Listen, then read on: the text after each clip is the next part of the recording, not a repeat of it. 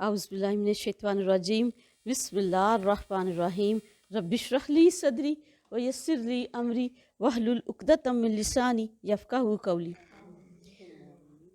हज़रत अब्दुल्लाह इब्न अब्बास से रवायत है कि रसूल पाक सल्लल्लाहु अलैहि वसल्लम ने फरमाया, जब तुम जन्नत के बागीचों में से गुज़रो तो वहाँ से कुछ चर लिया करो, कुछ खा पी लिया करो। तो हज़रत अब्बास ने पूछा, अल्लाह के रसूल, हज़रत अब्दुल्लाह इब्न अब्बास ने पूछा, अल्लाह के रसूल सल्लल्लाहु अलैहि वसल्लम, जन्नत के बगीचों में से हम कैसे गुज़रे? फरमाया, इल्म की मजलिसों, इल्म की मजलिसें जन्नत के बागीचे हैं। यानी जब इल्म की मजलिस कहीं पे भी हो तो कोशिश करो कि उसमें हाज़िरी दो और वहाँ से इल्म हासिल करो, क्योंकि ये आप इल्म जो है ये आपको जन्नत के बागीचों में ले जाने वाला है। सूरह अल फुरकान पढ़ रहे थे और पारा नंबर 19, वकाल अल्लाज़िना ला यरजूना लिकाअना लौला उन्ज़िला अलैनल मलाइकतु औ नरा रब्बना लक़द इस्तकबरू फ़ी अनफुसिहिम व तअतुवन कबीरा। और जो लोग हमारी मुलाकात की उम्मीद नहीं रखते, उन्होंने कहा कि हम पर फरिश्ते क्यों नहीं उतारे गए, या हम अपने रब ही को देखते, वो अपने दिलों में बहुत बड़े बन गए हैं और उन्होंने बहुत बड़ी सरकशी की है। यानी अल्लाह के मुकाबले में ऐसी बड़ी बड़ी बातें, और क्या कहा कि गुरूर और तकब्बुर जहालत की इस इंतहा तक पहुँच गए हैं कि अल्लाह पर इतराज़ात कर रहे हैं कि अगर अल्लाह ने कोई हक़ उतारना था, कोई दीन न्याय देना था, तो हम पर फरिश्ते क्यों नहीं उतारे, या फिर हम अपने रब को देख लेते। तो अल्लाह ने कहा कि सबसे बड़ा कुफ्र, सबसे बड़ा जुल्म तुमने इख्तियार किया कि अल्लाह को ही देखने की बातें करना शुरू कर दी। और जिस दिन वो फरिश्तों को देखेंगे उस दिन मुजरिमों के लिए कोई खुशखबरी नहीं होगी, और वो कहेंगे काश इनके हमारे दरमियान मजबूत आड़ हो। यानी जो जब फरिश्ते आएंगे तब तो तौबा का दरवाज़ा भी बंद हो जाएगा। वो तो या तुम्हारी जान निकालने के लिए आएंगे, या हशर के दिन तुम्हें कब्र से उठाने के लिए आएंगे, या तुम हशर के मैदान में तुम्हारा उनके साथ सामना होगा। तो उस वक्त तो मुजरिम लोगों को फरिश्ते देखने का कोई फ़ायदा ही नहीं होगा। वो तो कहेंगे काश कुछ ऐसा हो जाए कि हमें ये फरिश्ते नज़र ही ना आए, और हम उनके हर अमल की तरफ आएंगे। जो उन्होंने कोई भी अमल किया था तो हम उसे उड़ती हुई खाक बना देंगे। दुनिया में जितने कामों पर बड़ा उन्हें गरूर था, जितनी खिदमात पर उनको बड़ा नाज था, और तो सब के सब कुफार के अमाल इसी तरीके के साथ आखिरत में बेवुकत हो जाएंगे। जन्नत वाले उस दिन बेहतरीन ठिकाने में और बहुत ही अच्छी आरामगाह में होंगे। और जिस दिन आसमान के साथ बादल उतारे जाएंगे, और जिस दिन आसमान बादल के साथ जाएगा और फरिश्ते लगातार उतारे जाएंगे, इस रोज़ हकीकी बादशाहत रहमान की होगी, और वह दिन काफिरों पर बड़ा ही मुश्किल होगा। ये कौन सा दिन होगा जिस दिन अल्लाह का तख्त, अल्लाह का अर्श क़यामत के दिन फरिश्ते लेकर उतरेंगे। और अल्लाह के रसूल सल्लल्लाहु अलैहि वसल्लम ने फरमाया, जन्नत में एक ऐसे शख्स को दाखिल किया जाएगा जिसने दुनिया में कोई भलाई ना देखी होगी। अपनी सारी ज़िंदगी वो मुसीबतों में गिरा रहा, परेशानियों और दुखों में उसने ज़िंदगी काटी। अल्लाह उसको कुछ अर्सा जन्नत में रखेंगे, फिर अल्लाह उसे अपने पास बुलाएंगे और पूछेंगे कि क्या तुमने कोई दुख, परेशानी, तकलीफ़, घबराहट, कोई सदमा, कोई तंगियां दुनिया में देखी थी? तो वो कहेगा, अल्लाह की कसम, अल्लाह आपकी इज्जत की कसम, मैंने तो दुनिया में कभी कोई तंगी नहीं देखी। तो जन्नत की वो खुशबू, जन्नत के वो लम्हात उसके ज़हन से हर चीज़ को ख़त्म कर देंगे, और वो कहेगा मैं तो बिल्कुल कभी मैंने कोई ऐसी मुसीबत देखी नहीं। और फिर अल्लाह ताला जहन्नम से एक ऐसे शख्स को निकाला जाएगा जिसने दुनिया में कब हर वक्त भलाइयों में ही रहा था, हर वक्त नेमतों ने उसका इस्तकबाल किया था, उसने दुनिया में कभी कोई दुख, दर्द, परेशानी, तकलीफ़ें नहीं देखी थी। तो अल्लाह उसे अपने सामने खड़ा करेगा और कहेगा कि क्या मेरे बंदे, तुमने दुनिया में कोई भलाई, कोई खुशबू, कोई अच्छी चीज़ें देखी थी?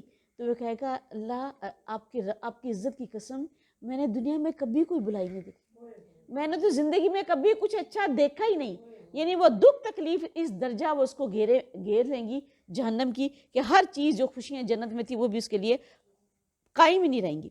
और जिस दिन जालिम अपने हाथों को चबाएगा और वो कहेगा, ए काश कि मैंने रसूल के साथ हदायत का कुछ रास्ता इख्तियार किया होता, और हाय मेरी शामत, काश मैं फ़लाँ शख्स को दिली दोस्त ना बनाता, बेशक उसने मुझे नसीहत से बहका दिया, इसके बाद जबकि वह मेरे पास आ चुकी थी। और शैतान इंसान को हमेशा से ही छोड़ जाने वाला है। अल्लाह के रसूल सल्लल्लाहु अलैहि वसल्लम ने फरमाया कि आदमी अपने दोस्त के दीन पर होता है, दोस्त के दीन पर होता है, कि जैसे लोगों को दोस्त बनाएगा, आहिस्ता आहिस्ता आहिस्ता उन लोगों की सोबत उसको वैसे ही कर देगी। اور جیسا خود ہوگا ویسے ہی لوگوں کو دوست بنائے گا، نیکوں کی صحبت اختیار کرے گا، بروں کی صحبت اختیار کرے گا۔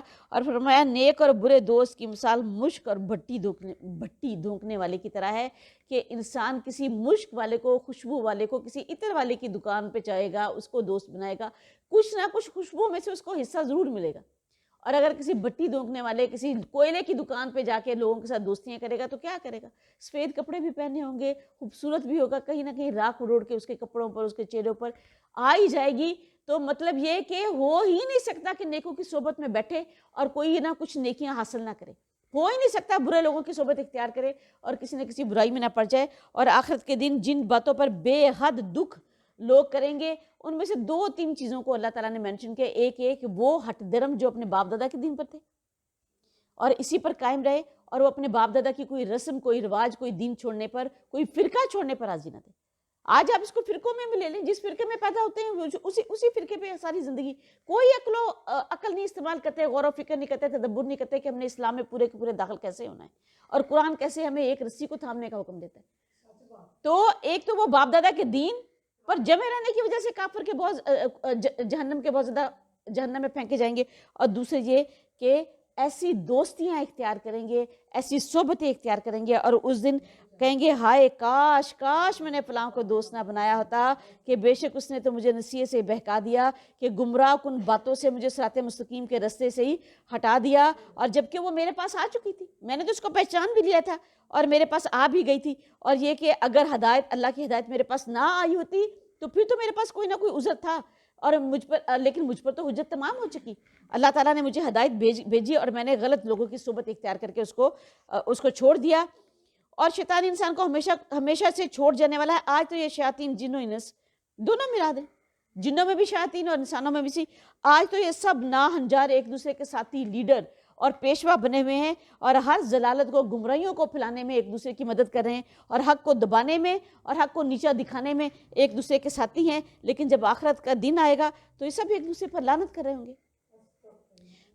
جو پیروکار ہوں گے وہ کہیں گے فلاں نے ہمیں گمراہ کیا اور اس نے ہمیں ورگلا دیا، اگر یہ ہمیں نہ گمراہ کرتا تو ہم سیدھے راستے پر ہوتے۔ اور جن کے پیچھے لگے ہوئے تھے وہ کیا کہیں گے؟ وہ کہیں گے ہم تو خود شامت زدہ تھے، اگر تو تم نے ہمارا ساتھ کیوں دیا؟ تم آخر ہمارے پیچھے ہے تو اپنی رضامندی سے۔ تو اس دن شیطان انسان کو ہمیشہ سے چھوڑ جانے والا ہے، اور رسول کہے گا اے میرے رب، یقیناً میری قوم نے اس قرآن کو چھوڑا ہوا بنا رکھا تھا، اور اسی طرح ہر نبی کے لیے ہم نے مجرموں میں سے کوئی نہ کوئی دشمن بنایا ہے، اور آپ کا رب بھی ہدایت دینے والا اور مددگار کافی ہے۔ یہ قیامت کے دن رسول پاک صلی اللہ علیہ وآلہ وسلم ایک تو اپنی امت کے متعلق کہیں گے جو کہ ان کی ساری قیامت تک امت آئے گی، اور دوسرا قوم قریش بھی اس سے مراد ہو سکتی۔ کہ آپ دیکھیں کہ اصل تو اللہ کے رسول صلی اللہ علیہ وسلم قریش سے اٹھے، اور یہ پیغام عربی تھا اور قریش کے لیے اترا، لیکن قریش نے اس کا انکار کر دیا اور اس کے خلاف سازشیں کی، اور رسول کے خلاف سازشیں کی، اللہ کی آیات کے خلاف سازشیں کی، حالانکہ اس کو خوب پہچان لیا۔ اور دوسرا ہماری امت جنہوں نے قرآن کی تصدیق تو کر لی مگر اس پر عمل نہیں کیا، اس کی تلاوت، اس کے غور و فکر کے لیے کوئی وقت نہیں نکالا، اس کے حلال کو نہیں سمجھا، اس کے حرام کو نہیں سمجھا، اور اس کی ہدایت پر کوئی کام نہیں دھرا، بلکہ کیا کیا؟ آگے جیسے ہم پڑھیں گے کہ اپنے نفس ہی کے پیچھے پڑے رہے۔ اور اللہ کے رسول صلی اللہ علیہ وسلم فرمایا جس شخص نے قرآن کے حلال کو حلال نہ بنایا اور قرآن کے حرام کو حرام نہ بنایا تو اس کا قرآن پر کوئی ایمان نہیں ہے۔ اور ان لوگوں نے کہا جنہوں نے کفر کیا اس پر پورا قرآن ایک ہی بار کیوں نازل نہ کر دیا گیا؟ اسی طرح ہم نے اسے اتارا تاکہ اس کے ساتھ ہم آپ کے دل کو مضبوط کریں، اور ہم نے اسے ٹھہر ٹھہر کر پڑھا ہے، خوب ٹھہر ٹھہر کر پڑھنا۔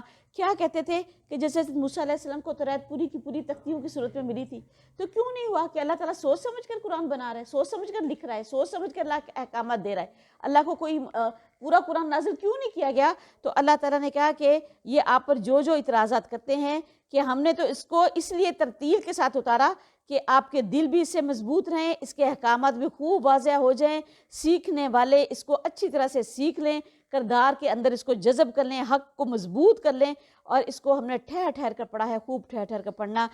اور وہ آپ کے پاس کوئی مثال نہیں لاتے مگر ہم تیرے پاس حق اور بہترین تفسیر لاتے ہیں، یعنی جو اعتراض باطل بھی وہ آپ پر یا قرآن پر اٹھائیں گے تو اس کے جواب کی ذمہ داری کس پر ہے؟ اللہ تعالیٰ پر۔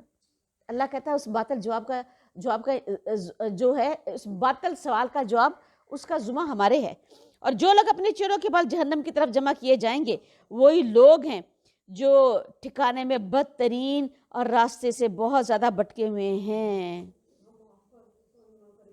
اللہ کے رسول صلی اللہ علیہ وآلہ وسلم نے فرمایا کہ قول و فعل میں جن لوگوں کی تضاد ہے، یعنی منہ پر میٹھے دل میں بغض اور حسد، کینہ، منافق لوگ، کہ جب انہیں آگ میں پھینکا جائے گا تو اللہ انہیں دو طرح کا عذاب دے۔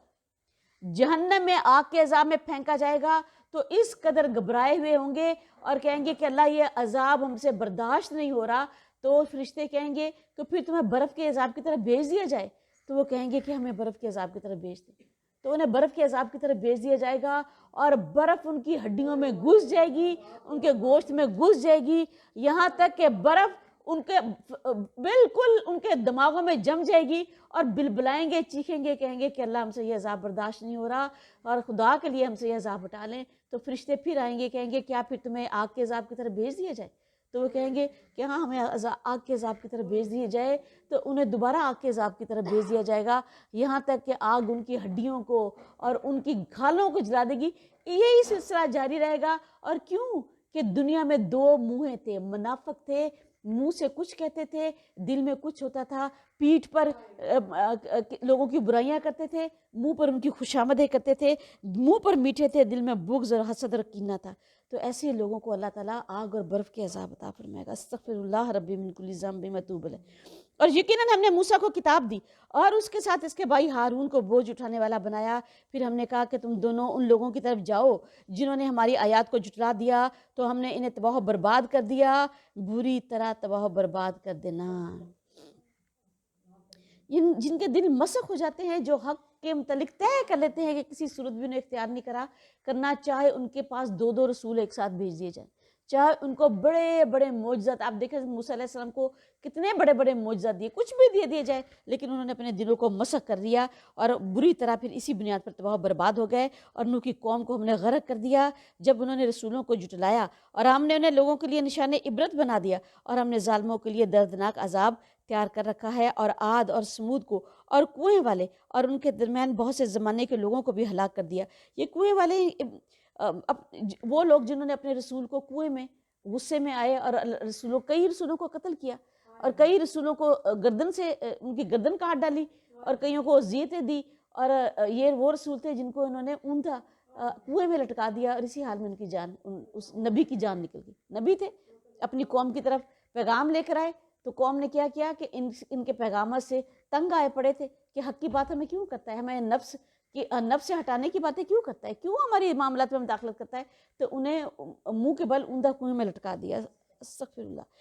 اور ہر ایک کے لیے ہم نے مثالیں بیان کی، اور ہر ایک کو ہم نے بری طرح تباہ و برباد کر دیا۔ اور یقیناً اور یہ لوگ اس بستی پر سے آئے ہیں جس پر بدترین بارش برسائی گئی، تو کیا وہ اسے دیکھا نہیں کرتے تھے، بلکہ وہ دوبارہ اٹھائے جانے کی امید ہی نہیں رکھتے تھے۔ قوم لوط، اور جب وہ آپ کو دیکھتے ہیں تو وہ آپ کا مذاق بنا لیتے ہیں کہ کیا یہی ہے وہ شخص جسے اللہ تعالیٰ نے رسول بنا کر بھیجا ہے؟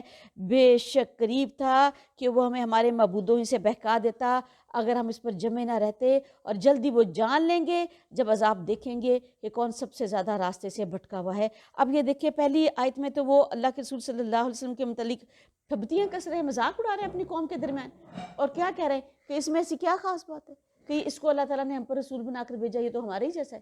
لیکن دوسری آیت میں وہ کیا کہہ رہے ہیں کہ اف میرے اللہ، اس کے دلائل تو ایسے تھے کہ تمہارے قدم ہی ڈگمگا دیتے، اس نے تو ایسی دلائل کی قوت دی اور ایسے طریقے کے ساتھ ہم پر حجت تمام کی کہ اگر ہم مضبوطی کے ساتھ اپنے باپ دادا کے دین پر قائم نہ رہتے اور اس پر جمے نہ رہتے اور ہٹ درمی اور تعصب کے ساتھ اس کو پکڑے نہ رکھتے تو اس کے تو دلائل کی قوت اور اس کی شخصیت تو ہمیں ہمارے قدم ہی ڈگمگا دیتی، ہم اپنے باپ دادا کا دین ہی چھوڑ بیٹھتے۔ اور جب عذاب کو دیکھیں گے کہ کون سب سے زیادہ راستے سے بھٹکا ہوا ہے، کیا آپ نے اس شخص کو دیکھا ہے جس نے اپنی خواہش نفس کو اپنا معبود بنا رکھا ہے؟ تو کیا ایسے شخص کو آپ راہ راست پر لانے کے ذمہ دار ہوں گے؟ کیا آپ خیال کرتے ہیں کہ ان میں سے اکثر لوگ سنتے یا سمجھتے ہیں وہ چوپایوں جیسے ہیں، بلکہ وہ راستے سے زیادہ بھٹکے ہوئے ہیں۔ خواہش نفس کو جس نے معبود بنا لیا، یعنی اللہ نے کسی معاملے میں واضح ترین حکم دیا مگر اس نے اللہ کو چھوڑ کر اپنے نفس کی بات مانی. یہ ہے اپنی خواہش کو معبود بنانا، خواہش کو الہ بنانا. یعنی سیاست میں، معیشت میں، حلال اور حرام میں، کسی معاملے میں بھی دین کے کسی حکم کو قائم نہیں کیا بلکہ اپنے نفس کی خواہش پر چلا. اور اللہ کے رسول صلی اللہ علیہ وآلہ وسلم نے فرمایا کتنے ہی لوگ ہیں الحمدللہ، کتنے ہی لوگ ہیں جو اپنی خواہش نفس کو پورا کرنے میں لگے رہتے ہیں اور ان کے لیے قیامت کے دن آگ کے سوا کچھ بھی نہ ہوگا.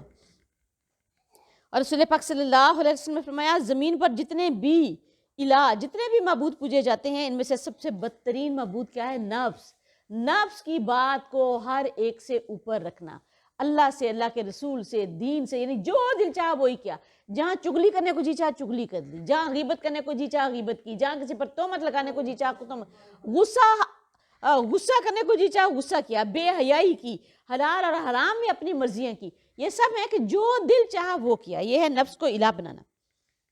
اور ان میں اکثر لوگ سنتے یا سمجھتے نہیں ہیں اور وہ چپایوں جیسے ہیں، بلکہ وہ راستے سے زیادہ بھٹکے ہوئے ہیں. یعنی آپ کی محفل میں یہ کچھ سننے اور سمجھنے کی نیت سے نہیں آتے بلکہ عوام کو دھوکہ دینے کی نیت کے ساتھ آتے ہیں کہ ہم نے تو بڑی کوشش کی کہ ہمیں کوئی بات سمجھ آ جائے مگر ہمیں تو کوئی بات سمجھ ہی نہیں آ رہی.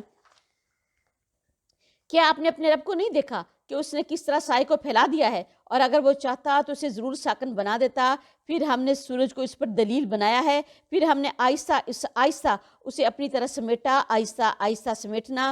اور وہی ہے جس نے رات کو تمہارے لیے پردہ پوش اور نیند کو آرام بنایا اور دن کو جی اٹھنے کا وقت بنایا. یعنی ذرا سورج کی طرف تو دیکھو.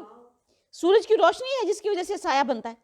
تو سورج پر بھی غور کرو کہ اللہ تعالیٰ نے کیسے سورج کو بنایا ہے، کیسے وہ نکلتا ہے، کیسے آہستہ آہستہ آہستہ آہستہ بلند ہوتا ہے، کیسے اس کی دھوپ تیز ہوتی ہے، پھر آہستہ آہستہ وہ ڈھلتا ہے، پھر آہستہ آہستہ اپنے انجام کو غروب ہو جاتا ہے. پھر دیکھو کیسے اس کے سائے بنتے ہیں. تو یہ کون کرنے والا ہے؟ اللہ تعالیٰ بنانے والا ہے. پھر یہی نہیں ہے، رات کو دیکھو کہ اللہ تعالیٰ نے اس کو پردہ پوش بنایا ہے کہ تم اس میں سوتے ہو، خاموشی ہوتی ہے، سکون ہوتا ہے، آرام ہوتا ہے. اور دن کو جی اٹھنے کا وقت بنایا.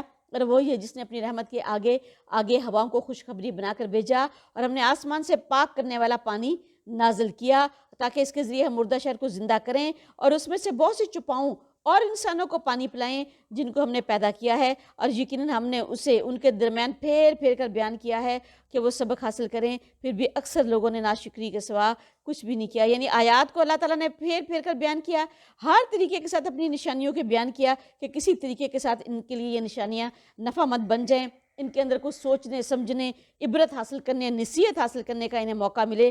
لیکن یہ ہے کہ انہوں نے نشانیوں سے آنکھیں بند کر کے صرف اور صرف نئی نشانیوں کا ہی مطالبہ کریں کہ معجزے نئے سے دے دیں. جو معجزے موجود ہیں ان معجزوں پر کوئی غور و فکر کرنے کے لیے راضی نہیں ہے. اور اگر ہم چاہتے تو ضرور ہر بستی میں ایک ڈرانے والا بھیجتے. تو آپ کافروں کی بات نہ مانیں اور اس قرآن کے ساتھ ان سے جہاد کریں، بہت بڑا جہاد. قرآن کے ساتھ جہاد کریں یعنی قرآن کے علم کو عام کریں. اور مکہ میں تلوار کے ساتھ جہاد کا تو حکم نہیں تھا اور یہ مکی صورت ہے. اور یہ مطلب یہ ہے کہ ان کے نفسوں کے خلاف جہاد کریں کہ ان کے اندر جو برائیاں ہیں ان کو ان سے پاک کریں. تو شرک کو توحید سے بدلیں، برائی کو بھلائی سے بدلیں اور ان کا تزکیہ نفس کریں اور انہیں حکمت سکھائیں. اور وہی ہے جس نے دو سمندروں کو ملا دیا. یہ میٹھا ہے، یہ پیاس بجھانے والا ہے، اور یہ نمکین کڑوا ہے. اور اس نے دونوں کے درمیان ایک پردہ اور مضبوط آڑ رکھ دی. دو طرح کے پانی اللہ تعالیٰ نے ہمیں عطا فرمائے. سمندروں میں کڑوا پانی ہے. کیا ہے سمندروں کے کڑوا پانی ہونے کی حکمت؟ یہ ہے کہ وہ بدبودار نہیں ہوتا. سمندروں میں اتنی اللہ کی مخلوقات ہیں، اتنے جانور ہیں، اور کہ وہ اگر اس میں مر جاتے ہیں تو اس کڑوے پانی کی وجہ سے، کڑواہٹ کی وجہ سے ان کی کوئی اسمیل نہیں پھیلتی. اور یہ کہ میٹھا پانی ہے، اس میں وہ بہت جلد بد ذائقہ بھی ہو جاتا ہے، لیکن یہ اب بدبودار بھی ہو جاتا ہے، خراب بھی ہو جاتا ہے. تو پینے والے پانی کو میٹھا بنایا. اور وہ پانی جو اللہ تعالیٰ نے جس کے اندر بے حد و حساب اپنی مخلوقات رکھ دی تاکہ قیامت تک اگر زمین سے کوئی چیز نہ بھی نکل سکے، جو مرضی ہو جائے، یہ سمندر ہی کافی ہو جائیں گے انسانوں کی خوراک کے لیے. ہر طرح کی چیزیں ہمارے لیے پیدا کی. اور وہی ہے جس نے انسان کو پانی سے پیدا کیا، پھر اسے نسب والا اور سسرال والا بنا دیا، اور آپ کا رب پوری قدرت رکھنے والا ہے. ذرا دیکھو تو صحیح اپنی قدرت سے. ایک ہی پانی سے ایک ہی نطفہ تھا، ایک ہی قطرہ تھا جو ٹپکایا گیا اور اس سے اللہ تعالیٰ نے ایک یا مرد بنا کھڑا کیا یا عورت بنا کھڑا کیا.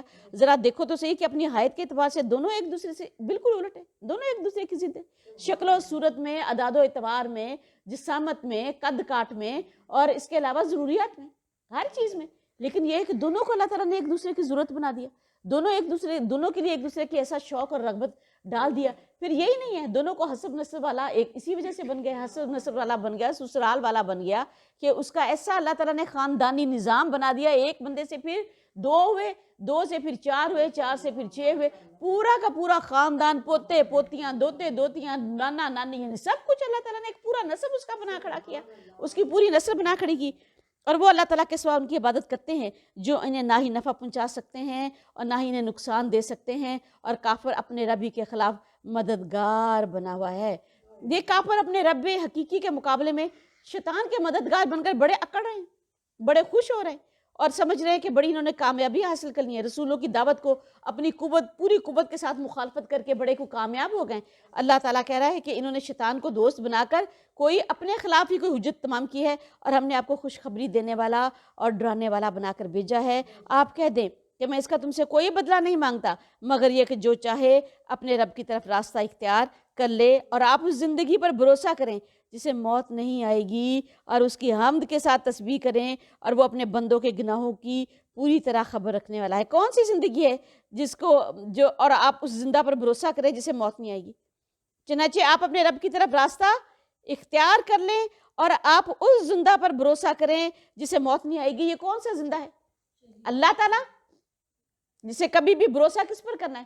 اللہ رب العزت پر, کہ ہر چیز کو فنا ہے لیکن اللہ تعالیٰ کو کوئی فنا نہیں ہے. فرمایا اور اس کے لیے پوری قوت کے ساتھ تسبیح کریں اور اس کی حمد کے ساتھ اس کی تسبیح کریں.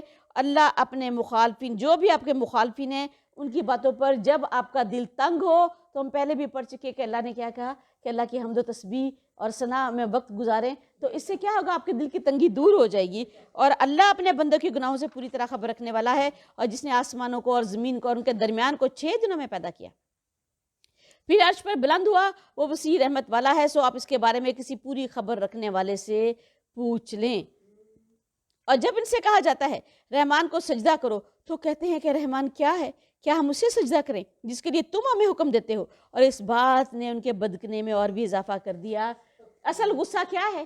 اصل غصہ یہ ہے کہ ہم اس کو سجدہ نہیں کریں گے جس کے بارے میں تم نے ہمیں یہ کہا ہے کہ اس کو سجدہ کریں. ہم ہر صورت تمہاری مخالفت کریں گے, ہم ہر صورت تم اپنے باپ دادا کے دین پر ہی جمے رہیں گے اور تمہاری دعوت کو قبول نہیں کریں گے. اور بہت برکت والا ہے جس نے آسمان میں برج بنائے اور اس میں ایک چراغ یعنی سورج اور ایک روشنی کرنے والا چاند بنایا, اور وہی ہے جس نے رات اور دن کو ایک دوسرے کے پیچھے آنے والا بنایا, اور ہر اس شخص کے لیے جو چاہے کہ نصیحت حاصل کرے یا شکر گزار بننا چاہے.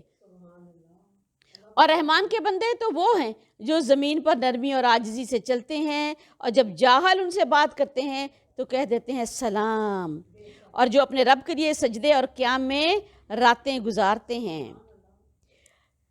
انسان کی جو چال ہوتی ہے نا, وہ اس کی سیرت اور کردار کا پتہ دیتی. آپ کبھی کسی متکبر کو دیکھیں نا, وہ کیسے چل رہا ہے, بڑا اکڑ اکڑ کر چلے گا. حالانکہ اللہ تعالیٰ نے کیا کہا کہ تم اتنے اکڑ چلو گے تو کیا زمین کو پھاڑ دو گے یا آسمانوں تک پہنچ جاؤ گے, کچھ بھی نہیں کر سکو گے. تو اس کی چال اس کو بتا دے گی کہ یہ متکبر شخص ہے, کیسے اکڑ اکڑ کر چل رہا ہے. اور ایک عاجز آدمی کی چال بتاتی ہے کہ عاجزی کرنے والا ہے.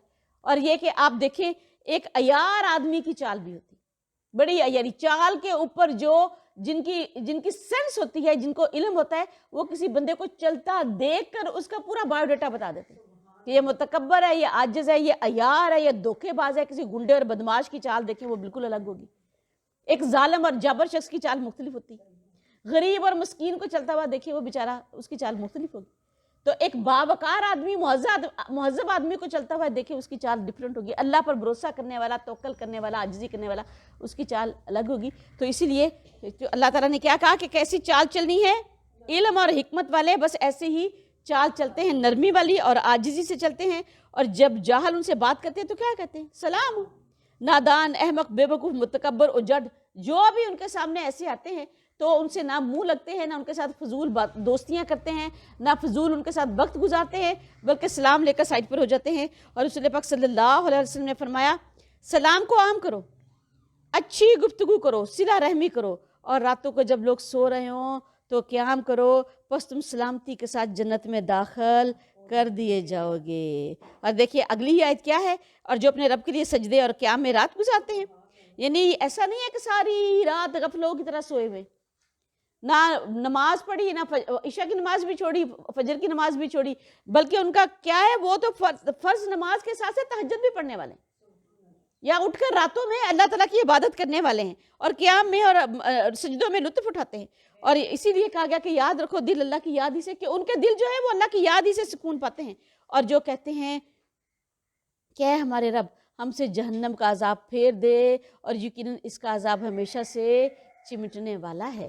ان کی دعائیں کیا ہے کہ ہر وقت جہنم سے چکنے، ہر وقت جہنم کے سے خوف کھانے والے، اور ہر وقت جہنم سے پناہ لینے والے۔ اور اللہ کے رسول صلی اللہ علیہ وسلم نے فرمایا کہ جو شخص دن میں 3 دفعہ جہنم سے پناہ مانگے تو جہنم خود کہتی ہے کہ اللہ اسے مجھ سے پناہ عطا فرما دے۔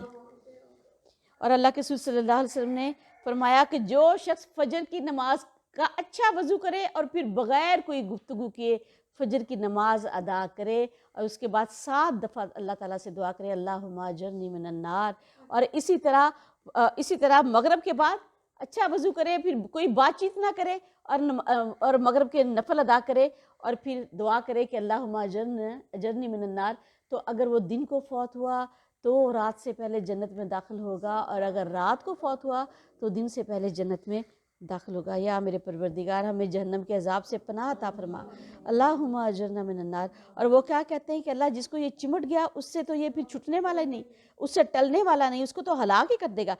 بلا شبہ وہ بہت ہی بری ٹھہرنے کی جگہ ہے اور بری اقامت کی جگہ ہے۔ اور وہ لوگ یعنی اگر عارضی طور پر بھی اس میں جانا پڑ جائے، مستقل قیام تو بہت ہی برا ہے، لیکن اگر خدا نہ خواستہ کوئی ویسے ہی کسی کے گناہ زیادہ ہیں، نیکیاں کم ہیں، عارضی طور پہ بھی کوئی جہنم میں چلا گیا، پھینک دیا گیا، تو اس کے لیے بھی بلا شبہ کہ وہ بہت ہی بری کام گیا ہے۔ اور وہ لوگ کہ جب خرچ کرتے ہیں تو نہ فضول خرچی کرتے ہیں اور نہ کنجوسی کرتے ہیں، اور ان کا خرچ ان کے درمیان اعتدال پر ہوتا ہے، یعنی یہ جانتے ہیں اچھے طریقے کے ساتھ کہ اللہ تعالیٰ نے جو مال دیا ہے نا، اس مال کو اللہ کی رضا کے مطابق خرچ کرنا ہے، اس کا حساب بھی دینا ہے، کیسے کمایا، کیسے خرچ کیا، اور ان کے مال میں دوسروں کا حصہ بھی ہے۔ اللہ تعالیٰ نے انہیں اس کی تاکید کر رکھی ہے کہ میں نے تمہارے مالوں میں دوسروں کا حق رکھا ہے، تو وہ جب خرچ کرتے ہیں تو نہ تو بہت زیادہ فضول خرچ کرتے ہیں اور نہ کنجوسی کرتے ہیں۔ اور اللہ کے رسول صلی اللہ علیہ وسلم نے فرمایا کہ فضول خرچ کس کے بھائی ہیں؟ شیطان کے بھائی ہیں۔ اور فرمایا کہ وہ شخص جو اپنی معیشت میں درمیانی راہ اختیار کرتا ہے، یہ آدمی کے فقیہ یعنی دانا ہونے کی علامتوں میں سے ایک علامت یہ بھی ہے۔ اور یہ ہم کس کی نشانیاں پڑھیں؟ عباد الرحمن کی نشانیاں پڑھیں، اور جو اللہ تعالیٰ کے ساتھ کوئی دوسرا معبود نہیں پکارتے، اور جس جان کو اللہ تعالیٰ نے حرام کیا ہے اسے ناحق قتل نہیں کرتے اور وہ بدکاری نہیں کرتے، اور جو شخص یہ کام کرے گا وہ گناہ کو ملے گا۔ یہاں اللہ تعالیٰ نے 3 بڑے گناہوں کا ذکر کیا ہے جو بالترتیب، سب سے پہلا کیا ہے کہ شرک، اور دوسرا کیا ہے کہ قتل ناحق۔ اللہ تعالیٰ رسول صلی اللہ علیہ وسلم نے فرمایا شرک کے بعد سب سے بڑا گناہ کیا ہے؟ قتل ناحق، اور قتل ناحق کے بعد بڑا گناہ کیا ہے؟ زنا، بالکل بدکاری۔ اور فرمایا کہ اللہ کے رسول صلی اللہ علیہ وسلم نے فرمایا اگر زمین و آسمان کی تمام مخلوقات، تمام جن و انس، تمام فرشتے، یہی ہے نا زمین و آسمان کی مخلوقات، ایک کسی شخص کی ناحق قتل میں جمع ہو جائے تو اللہ ان سب کو اٹھا کر جہنم میں پھینک دے گا، اللہ رتی بھر بھی پرواہ نہیں کرے گا۔ قتل حق اتنا سخت گناہ ہے کہ ناحق کسی کی جان لے لی جائے۔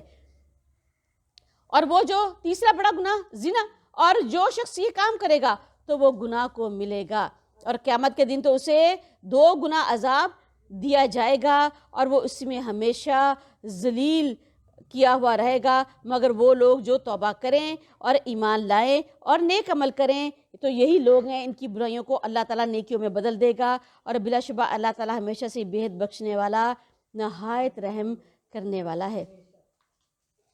حضرت ابو ہریرہ رضی اللہ تعالیٰ عنہ سے روایت ہے کہ میں مسجد نبی میں نے عشاء کی نماز پڑھی، اور نماز سے فارغ ہو کر میں اپنے حجرے میں پہنچا اور اپنے گھر میں داخل ہونے لگا تو میں نے دیکھا کہ ایک عورت دروازے پر کھڑی ہے۔ میں نے اس کو سلام کیا اور اپنے گھر میں داخل ہوا، دروازے کو بند کیا اور میں نوافل پڑھنے لگے۔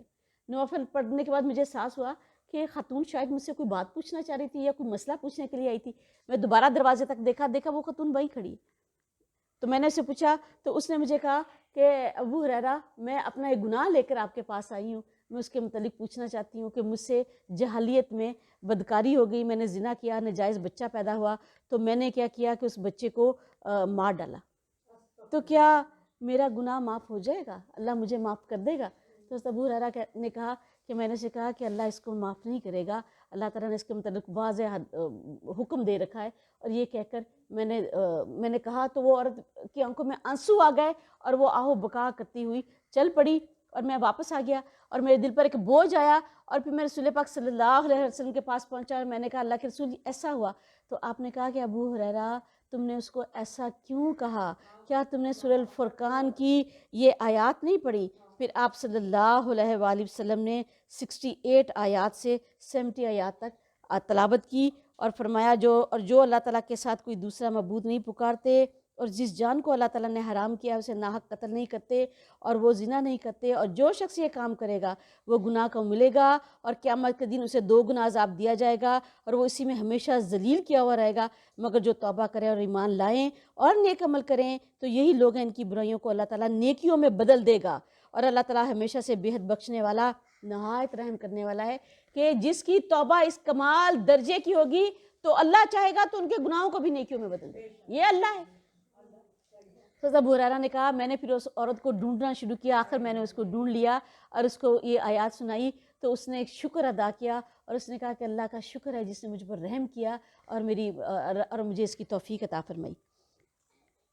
اور سورہ ہود کی آیت نمبر 114 بھی ہم نے یہی پڑھا کہ اللہ تعالیٰ کیا کہتا ہے کہ نیکیاں جو ہیں وہ برائیوں کو مٹا دیتی ہیں، تو کئی نیکیاں ایسی ہیں، اسی لیے کہا کہ اگر کوئی نادانی سے کوئی غلطی ہو جائے، کوئی گناہ ہو جائے تو توبہ کرنے میں جلدی کرو، اور پھر توبہ کر کے فوراً نیکیوں کرنے میں بھی جلدی کرو، اور کیا کہ سورہ بقرہ میں بھی ہم نے پڑھا کہ توبہ تو ان کے لیے ہے جو نادانی سے برائی کر لیتے ہیں اور پھر جلدی سے توبہ بھی کر لیتے ہیں، یہی لوگ ہیں جن پر اللہ تعالیٰ مہربان ہوتا ہے، اور اللہ سب کچھ جاننے والا اور کمال حکمت والا ہے۔ اور توبہ ایسے لوگوں کے لیے نہیں ہے جو برے کام کرتے چلے جائیں اور جب ان پر کسی کی موت آ جاتی ہے تو وہ کہتے ہیں کہ اب میں نے توبہ کر لی، یعنی غلطی کسی سے بھی ہو جاتی ہے، فوراً اس غلطی پر ندامت اور شرمندگی ہو اور اللہ تعالیٰ کی طرف رجوع کرے اور توبہ استغفار جس درجے تک کر سکتے ہیں کرے، اور اگر کسی کی حق تلفی ہو گئی ہے تو اس حق تلفی میں اس کی تلافی کرے، اور یہ کہ اس کے بعد نیکیاں کرنے میں جلد بازی کرے، نیکیاں زیادہ کرے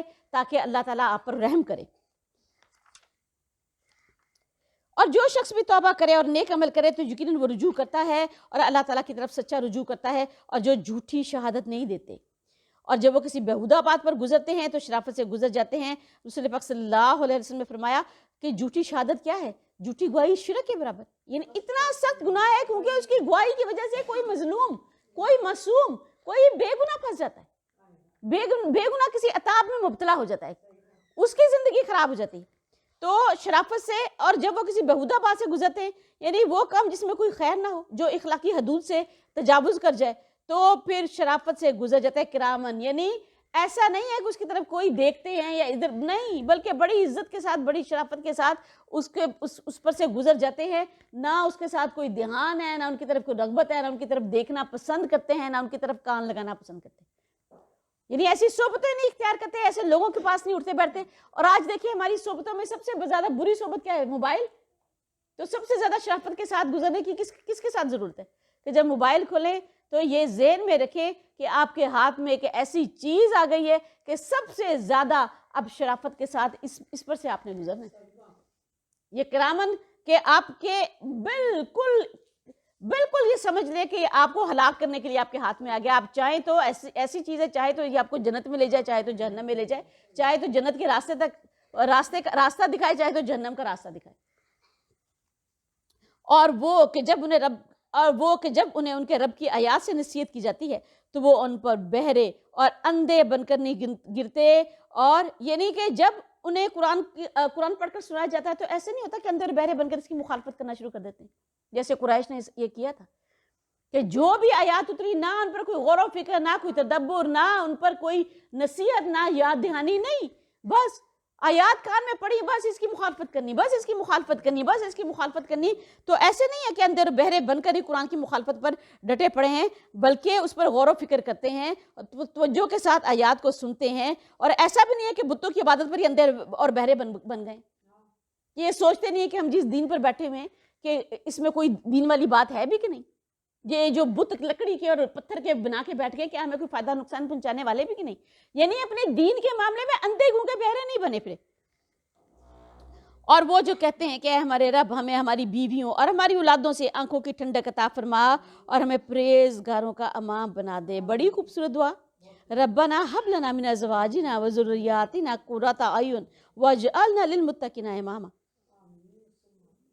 اللہ کے رسول صلی اللہ علیہ وآلہ وسلم سے پوچھا گیا کہ اللہ کے رسول، کیا یہ آیت ہمارے مرنے کے بعد کے لیے فرمایا؟ نہیں، یہ تو زندہ بندے کی آیت ہے کہ وہ ہر وقت اپنے ساتھ جو ان کے جڑے ہوئے لوگ ہیں، اس کا بھائی ہے، اس کی بہن ہے، اس کی اولاد ہے، اس کے ازواج ہیں، اس کا جو بھی کنبہ ہے، اس کے لیے ہر وقت نہ صرف یہ اپنے لیے دعائیں کر رہے ہیں، بلکہ ہر وقت اپنے کنبے کے لیے بھی دعائیں کرنے میں مصروف ہے. اپنی عاقبت کے ساتھ ساتھ اپنے اہل و عیال کی اور اولاد کی عاقبت کی بھی برابر ان کو فکر لگی ہوئی ہے کہ کہیں ایسا نہ ہو کہ شیطان کے کوئی بچہ شیطان کے ہتھے چڑھ جائے، کوئی زوج شیطان کے ہتھے چڑھ جائے، کوئی بھائی بہن شیطان کے ہتھے چڑھ جائے. اور یہ کہ جب یہ آیات نازل ہوئی تھی تو مکے کا کوئی مسلمان ایسا نہیں تھا جس کا کوئی محبوب کفر اور جہالت میں نہ پڑا ہو. کوئی باپ ایمان لے آیا تو بیٹا کافر تھا، بیٹے نے ایمان قبول کر لیا تو باپ کافر تھا، خامد ایمان لے آیا تو بیوی کافر تھی، بیوی ایمان لے آئی تو خامد کافر تھا، بھائی ایمان لے آیا تو ایک بھائی ایمان لے آیا دوسرا بھائی کافر تھا. تو یہ ایسا وقت تھا کہ جب اللہ تعالیٰ نے یہ دعا سکھائی کہ ہر وقت یہ دعائیں کرتے رہیں کہ اے ہمارے رب، ہمیں ہماری بیویوں اور ہماری اولادوں سے آنکھوں کی ٹھنڈک عطا فرما.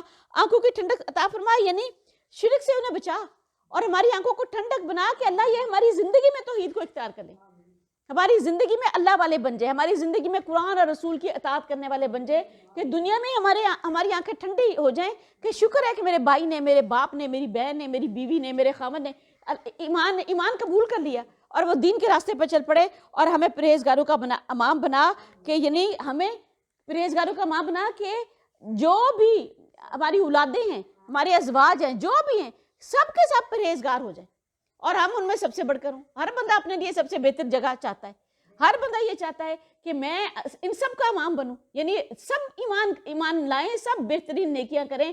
لیکن یہ حسرت ہر شخص میں ہوتی ہے کہ ٹاپ 1 پر میں آئی یا پرہیزگاروں کا امام بنا، یعنی اس امت کو پرہیزگاروں کا امام بنا دے کہ اللہ یہ جو امت آپ نے اٹھائی ہے، رسول کی امت، اور یہ کہ یہ جو آج انکار کر رہے ہیں دین کا، رسول کا، قرآن کا، تو اللہ آپ ان کو ایسا کر دے کہ یہ سارے کے سارے آخر ایمان میں داخل ہو جائے اور یہ امت پرہیزگاروں کی امامت کرے، پرہیزگاروں کی امام بن جائے. آمین.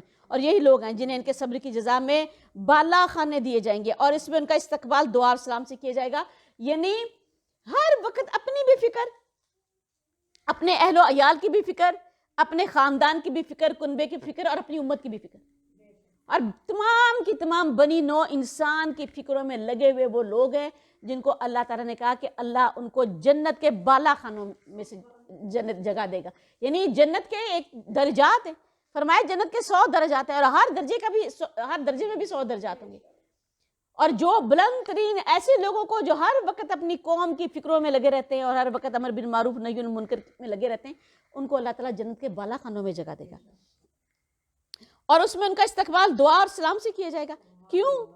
کہ گناہ کی ساری لذتوں کو ٹھکرایا، نیکی کے راستے میں ہر طرح کے نقصان کو اٹھایا، نفس کی خواہشات کے برعکس اللہ کی حدوں پر قائم رہے، حرام سے ہمیشہ بچے اور امر بالمعروف اور نہی المنکر میں اپنی زندگیاں لگائیں، تو جنت میں بلند ترین درجات کے حقدار ہوں گے اور اس میں وہ ہمیشہ رہنے والے ہوں گے. بہت اچھی ٹھہرنے اور رہنے کی جگہ ہے. آپ کہیں اگر تمہاری دعا نہ ہوتی تو میرا رب تمہاری بالکل بھی پرواہ نہ کرتا، سو یقیناً تم نے جھٹلا دیا تو اس کا انجام تو چمٹ جانے والا ہے. کہ یہ آپ ہی کی دعا ہے کہ جس کی وجہ سے کہ ان پر کوئی عذاب نہیں آ رہا، کہ اللہ کے رسول صلی اللہ علیہ وسلم کی دعاؤں نے ان کو حفاظت میں رکھا ہوا ہے. ورنہ ان کی حرکتیں کیسی ہیں کہ جس طرح اللہ کے رسول کے یہ مذاق بنا رہے ہیں، اللہ کی آیات کا مذاق بنا رہے ہیں، تو ان پر تو عذاب ثابت ہے. لیکن اللہ کے رسول کی دعاؤں کی وجہ سے یہ بھی عذاب ان سے ٹالا گیا ہے کہ ابھی اور شاید کوئی غور و فکر کر لیں اور تدبر کر لیں. اور اللہ کے رسول صلی اللہ علیہ وسلم نے فرمایا دعا کیا ہے؟ عبادت ہے. اور فرمایا اللہ کی دعا، اللہ کی بارگاہ میں دعا سے بڑھ کر کوئی بزرگی والی چیز نہیں ہے۔ اور فرمایا دعا مومن کا ہتھیار ہے۔ تو دعا خود ایک عبادت ہے، تو اس لیے اللہ تعالیٰ سے ہر وقت دعائیں مانگے۔ الحمدللہ سورہ الفرقان مکمل ہوئی، عباد الرحمن کی صفات ہم نے پڑھی۔ اللہ تعالیٰ سے دعا ہے کہ اللہ تعالیٰ یہ تمام صفات ہمیں، ہماری اولادوں کو، ہمارے بھائیوں کو، ہمارے پیاروں کو، ہماری بہنوں کو اور ہمارے ازواج کو، سب کو اللہ تعالیٰ یہ صفات عطا فرمائے، آمین۔ سورہ الشعراء، اللہ کے رسول صلی اللہ علیہ وآلہ وسلم کو مسلسل کیا کہتے تھے کہ یہ آپ تو ایک بہت بڑے شاعر ہیں، اور آپ کا کلام کیا ہے؟ شاعری ہے۔ کہتے تھے کہ بے شک یہ کلام بڑا کمال درجے کا ہے، ہم مانتے ہیں، لیکن یہ ایک شاعر کا کلام ہے، اور یہ خود بھی شاعر ہے، اور اللہ کا کوئی اس میں یہ نہیں کہ آسمان سے کوئی نازل ہوا، کوئی فرشتہ اس کو لے کر آئے، نہیں، یہ کلام واقعی بہت اچھا ہے، اس میں بڑی اچھی باتیں ہیں، لیکن یہ ہے یہ ایک شاعر کا کلام۔ تو اللہ تعالیٰ نے اس میں بتایا کہ ذرا دیکھو کہ تم کون سے کلام کو ایک شاعر کا کلام کہہ رہے ہو، اور یہ دیکھو کہ شاعر اصل میں کیسے ہوتے ہیں۔ انشاءاللہ اس صورت کے آخر میں شاعروں کے متعلق بھی پڑھیں گے کہ جو تم نے اللہ کے رسول کو شاعر کہا ہے، کہ ذرا دیکھو کہ یہ تمہیں شاعر نظر آ رہے ہیں۔ رسولوں کا مشن ہمیشہ سے ایک ہی رہا ہے، اور ان کی قوموں کا اور اپنے رسولوں کا جواب بھی ہمیشہ سے ایک ہی رہے۔ رسول اللہ کی دل جوئی کے لیے کہ اللہ تعالیٰ نے کہا کہ آپ کی دعوت اور تبلیغ میں کوئی کمی نہیں ہے، بلکہ اکثر قوموں نے اپنے رسولوں کے مشن کا ایسے ہی انکار کیا ہے، ان پر ایسے ہی اعتراضات کیے ہیں جو آپ کی قوم نے آپ کے مشن پر اور آپ پر اعتراضات کیے ہیں۔ اور اس میں آپ نے وہ تمام کئی قوموں کا ذکر بھی کیا ہے جو ہم پڑھیں گے، کہ اللہ کی سنت بھی ہمیشہ سے قوموں کے متعلق ایک ہی رہی ہے کہ جب قومیں اپنا پلڑا مکمل بھر لیتی ہیں تو پھر اللہ کی سنت سامنے آتی ہے، ان پر عذاب نازل کر دیا جاتا ہے۔ بسم اللہ الرحمن الرحیم۔ طاسیم میم تلک آیات الکتاب المبین۔ حروف مقاطعات، یہ واضح کتاب کی آیات ہیں، اور بلا شاید آپ خود کو ہلاک کرنے والے ہیں کہ وہ مومن کیوں نہیں ہوتے، اگر ہم چاہیں تو ان پر آسمان سے کوئی نشانی اتار دیں، پھر ان کی گردنیں اس کے سامنے جھکنے والی ہو جائیں۔ کہ یہ جو کتاب کی آیات ہیں نا، یہ خود مبین ہے، بالکل ان کے اندر کوئی بہام نہیں ہے، واضح ہے، خود اپنے اندر دلیل رکھتی ہے کہ اللہ تعالیٰ کی طرف سے نازل کردہ ہیں۔ اس میں غور و فکر کرنے والوں کے لیے ہر طرح کے دلائل موجود ہیں، تدبر کرنے والوں کے لیے دلائل موجود ہیں، نصیحت حاصل کرنے والوں کے لیے نصیحت موجود ہے، یاد دہانی حاصل کرنے والوں کے لیے یاد دہانی موجود ہے، اور جن کے دلوں میں کوئی شک ہے، شک کو دور کرنے کا سارا سامان موجود ہے۔ اور آپ کیوں اپنے آپ کو اس قدر ہلاکت میں ڈال رہے ہیں کہ یہ ایمان نہیں لاتے؟ اور اگر اللہ چاہے تو اللہ تعالیٰ تو کوئی ایسی نشانی اتار دے کہ ان کی گردنیں ہی جھک جائیں، اللہ تو پکڑ کے ان کو گردنوں سے ان کی گردنیں جھکا دے۔ کون ہے جو اللہ کے آگے سرکشی اختیار کرے؟ مگر اللہ تعالیٰ نے انسان کو ارادہ اور اختیار دے کر اس کا امتحان لیا، یہی اللہ کی سنت ہے۔ اور ان کے پاس رحمان کی طرف سے کوئی نصیحت نہیں آتی مگر وہ اس سے منہ موڑنے والے ہوتے ہیں۔ پھر یقیناً جب انہوں نے جھٹلا ہی دیا، اور اب جلد ہی ان کے پاس ان کی خبریں آئیں گی جن کا یہ مذاق اڑاتے تھے، یعنی اللہ کے عذاب کا مذاق اڑاتے تھے کہ کہاں اٹک گیا، آتا کیوں نہیں، کہاں پھنس گیا ہے، اس کو لے ہی آؤ، یا وحی کا مذاق اڑاتے تھے، توحید کا مذاق اڑاتے تھے، اللہ کے رسول کا مذاق اڑاتے تھے۔ کیا بھلا انہوں نے زمین کو نہیں دیکھا کہ ہم نے اس میں ہر قسم کی عمدہ نباتات اگائی ہیں؟ بے شک اس میں یقیناً ایک نشانی ہے، اور ان سے اکثر لوگ ایمان لانے والے نہیں ہیں۔ کہ جو نشانیوں کی بار بار تکرار کیے جا رہے ہیں نا کہ نشانی دکھاؤ، نشانی دکھاؤ، تو نشانیاں تو اللہ تعالیٰ نے ایسی عظیم اللہ کی قدرت کی نشانیاں زمین پر پڑی ہوئی ہیں، اللہ کی کرامت کے دلائل پڑے ہوئے ہیں، تو ان نشانیوں کی طرف ذرا غور کرنے کی بات ہے۔ اور یقیناً آپ کا رب سب پر غالب ہے، نہایت رحم کرنے والا ہے۔ اللہ کا رحم نہ ہوتا تو تم پر عذاب نازل ہو جاتا، اور یہ رحمت ہی ہے جس کی وجہ سے اللہ عذاب میں جلدی نہیں کرتا۔ اور جب آپ کے رب نے موسیٰ کو پکارا تم ظالم قوم کے پاس جاؤ، اور فرعون کی قوم کے پاس، کیا وہ نہیں ڈرتے؟ اس نے کہا اے میرے رب، یقیناً میں ڈرتا ہوں کہ وہ مجھے جھٹلا دیں گے، اور میرا سینہ تنگ ہو رہا ہے اور میری زبان چل نہیں رہی، لہذا آپ ہارون کی طرف وہی بھیج دیں، اور مجھ پر ان کا ایک گناہ بھی ہے، بس میں ڈرتا ہوں کہ وہ مجھے قتل کر دیں گے۔ فرمایا ہرگز نہیں، پھر تم دونوں ہماری نشانیوں کے ساتھ جاؤ، یقیناً ہم تمہارے ساتھ خوب سننے والے ہیں، یعنی مدد اور نصرت ہماری تمہارے ساتھ ہی ہے۔ تم دونوں فرعون کے پاس جاؤ، پھر دونوں کہو یقیناً ہم رب العالمین کا پیغام پہنچانے والے ہیں کہ بنی اسرائیل کو ہمارے ساتھ بھیج دیں۔ یہ فرعون نے کہا کیا ہم نے اپنے ہاتھ میں بچہ سا نہیں پالا تھا، اور تم ہمارے یہاں اپنی عمر کے کئی سال رہے، اور تم نے اپنا وہ کام کیا جو تم نے کیا، اور تم ناشکروں میں سے ہو، یعنی تم نے قبطی کو قتل کر دیا۔ اور موسیٰ نے کہا جب میں نے یہ کام کیا تب میں راستہ گم کرنے والوں میں سے تھا، اور پھر جب مجھے تم سے ڈر لگا تو میں تم سے بھاگ گیا، اور میرے رب نے مجھے حکمت عطا کی اور مجھے رسولوں میں سے بنایا، یعنی حکمت یعنی نبوت عطا کی اور مجھے اپنا رسول بنایا، ہر چیز کی حقیقت سمجھائی۔ اور یہی وہ احسان ہے جو تم مجھ پر جتا رہے ہو، کیا تم نے بنی اسرائیل کو غلام بنا رکھا ہے، یعنی بڑا تم نے مجھ پر احسان کیا کہ میری قوم کو غلام بنا لیا، اس کے بیٹوں کو قتل کیا، تمہاری وجہ سے میں اپنی ماں سے دور ہو گیا، اور یہ کہ دیکھو تو تم نے مجھ پر کیا احسان کیا کہ تم نے تو مجھے قتل کرنا تھا، وہ تو اللہ تھا جس نے مجھے تم تک پہنچا دیا اور مجھے تمہارے ہاں پالا، ورنہ تمہارا تو مجھ پر کوئی احسان نہیں ہے، اور یہ کہ تم نے بنی اسرائیل کو غلام بنا رکھا ہے۔ فرعون نے کہا رب العالمین کیا ہے؟ اس میں آپ غور کریں کہ دیکھیں فرعونی رویہ کیا ہے کہ اپنے بڑے بڑے گناہوں پر کوئی نظر نہیں ہے، دوسروں کی اتنی سی بات پر نظر ہے، خود لوگوں کے بیٹے ذبح کر رہا ہے، اور حضرت موسیٰ علیہ السلام کو کس بات کا تانا دے رہا ہے کہ تم نے یہ کیا تھا، اور اب یہ کر کے آ گیا خود لوگوں کے بیٹے مسلسل ذبح کر رہا ہے، جو پیدا ہو رہا ہے اس کو ذبح کر، کہ دیکھیں کہ خود فرعونی رویہ کیا ہے، تکبر کا ذرا اندازہ کریں کہ اپنی آنکھ کا وہی کہ شتیر بھی نظر نہیں آتا، دوسری کی آنکھ کا تنکا بھی کیسے نظر، اور عام لوگوں میں بھی آپ کئی لوگوں کو دیکھیں گے کہ اپنے برے اعمال کچھ نظر نہیں آئیں گے، دوسروں کی اتنی سی بات کو لے کے چل پڑیں گے۔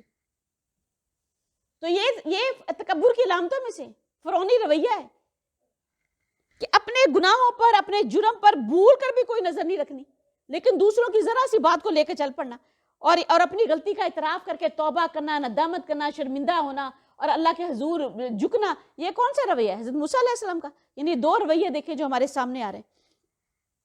فرعون نے کہا اور رب العالمین کیا ہے؟ موسیٰ نے کہا آسمانوں کا اور زمین کا اور ان کے درمیان کا رب ہے، اگر تم یقین کرنے والے ہو۔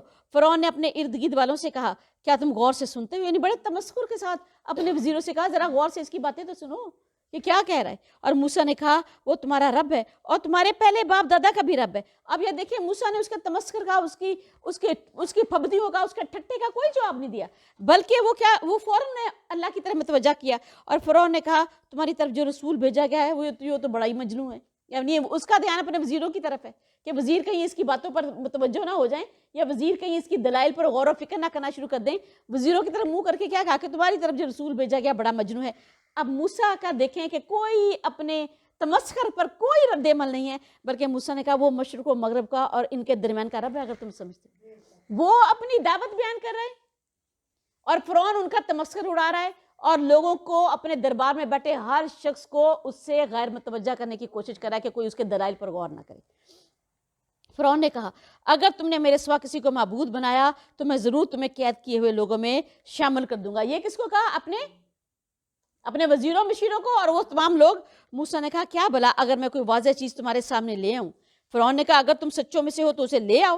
تو پس موسیٰ نے اپنی لاٹھی پھینک دی تو اچانک وہ واضح اژدہا تھا۔ اب یہ دیکھیں اتنا بڑے دلائل سے ہی پہلے پتہ چل گیا تھا، اور ساتھ ہی وہ دھمکی دے دی، کیونکہ دلائل فوراً پتہ چل گیا تھا کہ یہ حق لے کر آیا ہے، اور اس کا نتیجہ آخر یہی نکلے گا کہ میرے سارے وزیر مشیر ان دلائل کو قبول کر لیں گے۔ پہلے ان کو دھمکی دے دی، لیکن جب وہ سارا معجزہ ان کے سامنے آیا تو اچانک وہ واضح اژدہا تھا، اور اس نے اپنا ہاتھ نکالا تب وہ دیکھنے والوں کے لیے سفید چمکدار تھا، یعنی ہاتھ نکالا تو اس کے اندر سے نور کی شعائیں نکل رہی تھی جو آسمان کی طرف بلند ہو رہی تھی۔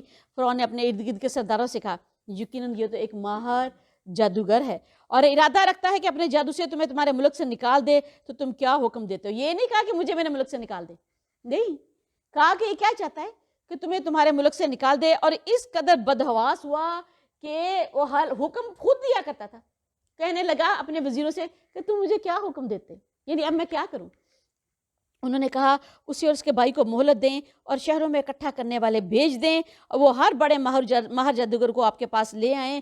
پھر ایک متعین دن کے مقررہ وقت پر تمام جادوگر اکٹھے کر دیے گئے، اور لوگوں سے کہا گیا کیا تم جمع ہونے والے ہو؟ منادی کر دی گئی، تمام کی تمام قوم کو کہا کہ یہ معاملہ ہے، کیونکہ حضرت موسیٰ علیہ السلام نے تو پوری قوم کو وہ سارے اپنے معجزات دکھائے، وہ دلائل دیے، وہ بینہ پیش کی، تو قوم کے لیے تو ظاہری بات ہے یہ بہت بڑی چیز تھی، شاید تاکہ ہم جادوگروں کی پیروی کریں اگر وہ غالب رہنے والے ہوں۔ پھر جب تمام جادوگر آ گئے، انہوں نے فرعون سے کہا کیا یقیناً ہمارے لیے ضرور کچھ انعام ہوگا اگر ہم غالب ہوئے؟ فرعون نے کہا ہاں، اور یقیناً تب تم ضرور مقرب لوگوں میں سے ہو جاؤ گے کہ میں تمہیں اپنے بالکل مقرب لوگوں میں بنا لوں گا۔ موسیٰ نے ان سے کہا پھینکو جو بھی تم پھینکنے والے ہو۔ تو انہوں نے اپنی رسیاں اور اپنی لاٹھیاں پھینک دیں اور انہوں نے کہا فرعون کی عزت کی قسم، یقیناً ہم ضرور غالب آنے والے ہیں۔ قسم کس کی کھائی؟ فرعون کی عزت کی قسم۔ پھر موسیٰ نے اپنا عصا پھینکا، تب یکایک وہ سب کچھ نگا رہا تھا جو جھوٹ وہ گڑتے تھے۔ پھر سارے جادوگر سجدے میں ڈال دیے گئے، سارے جادوگر سجدے میں گر پڑے۔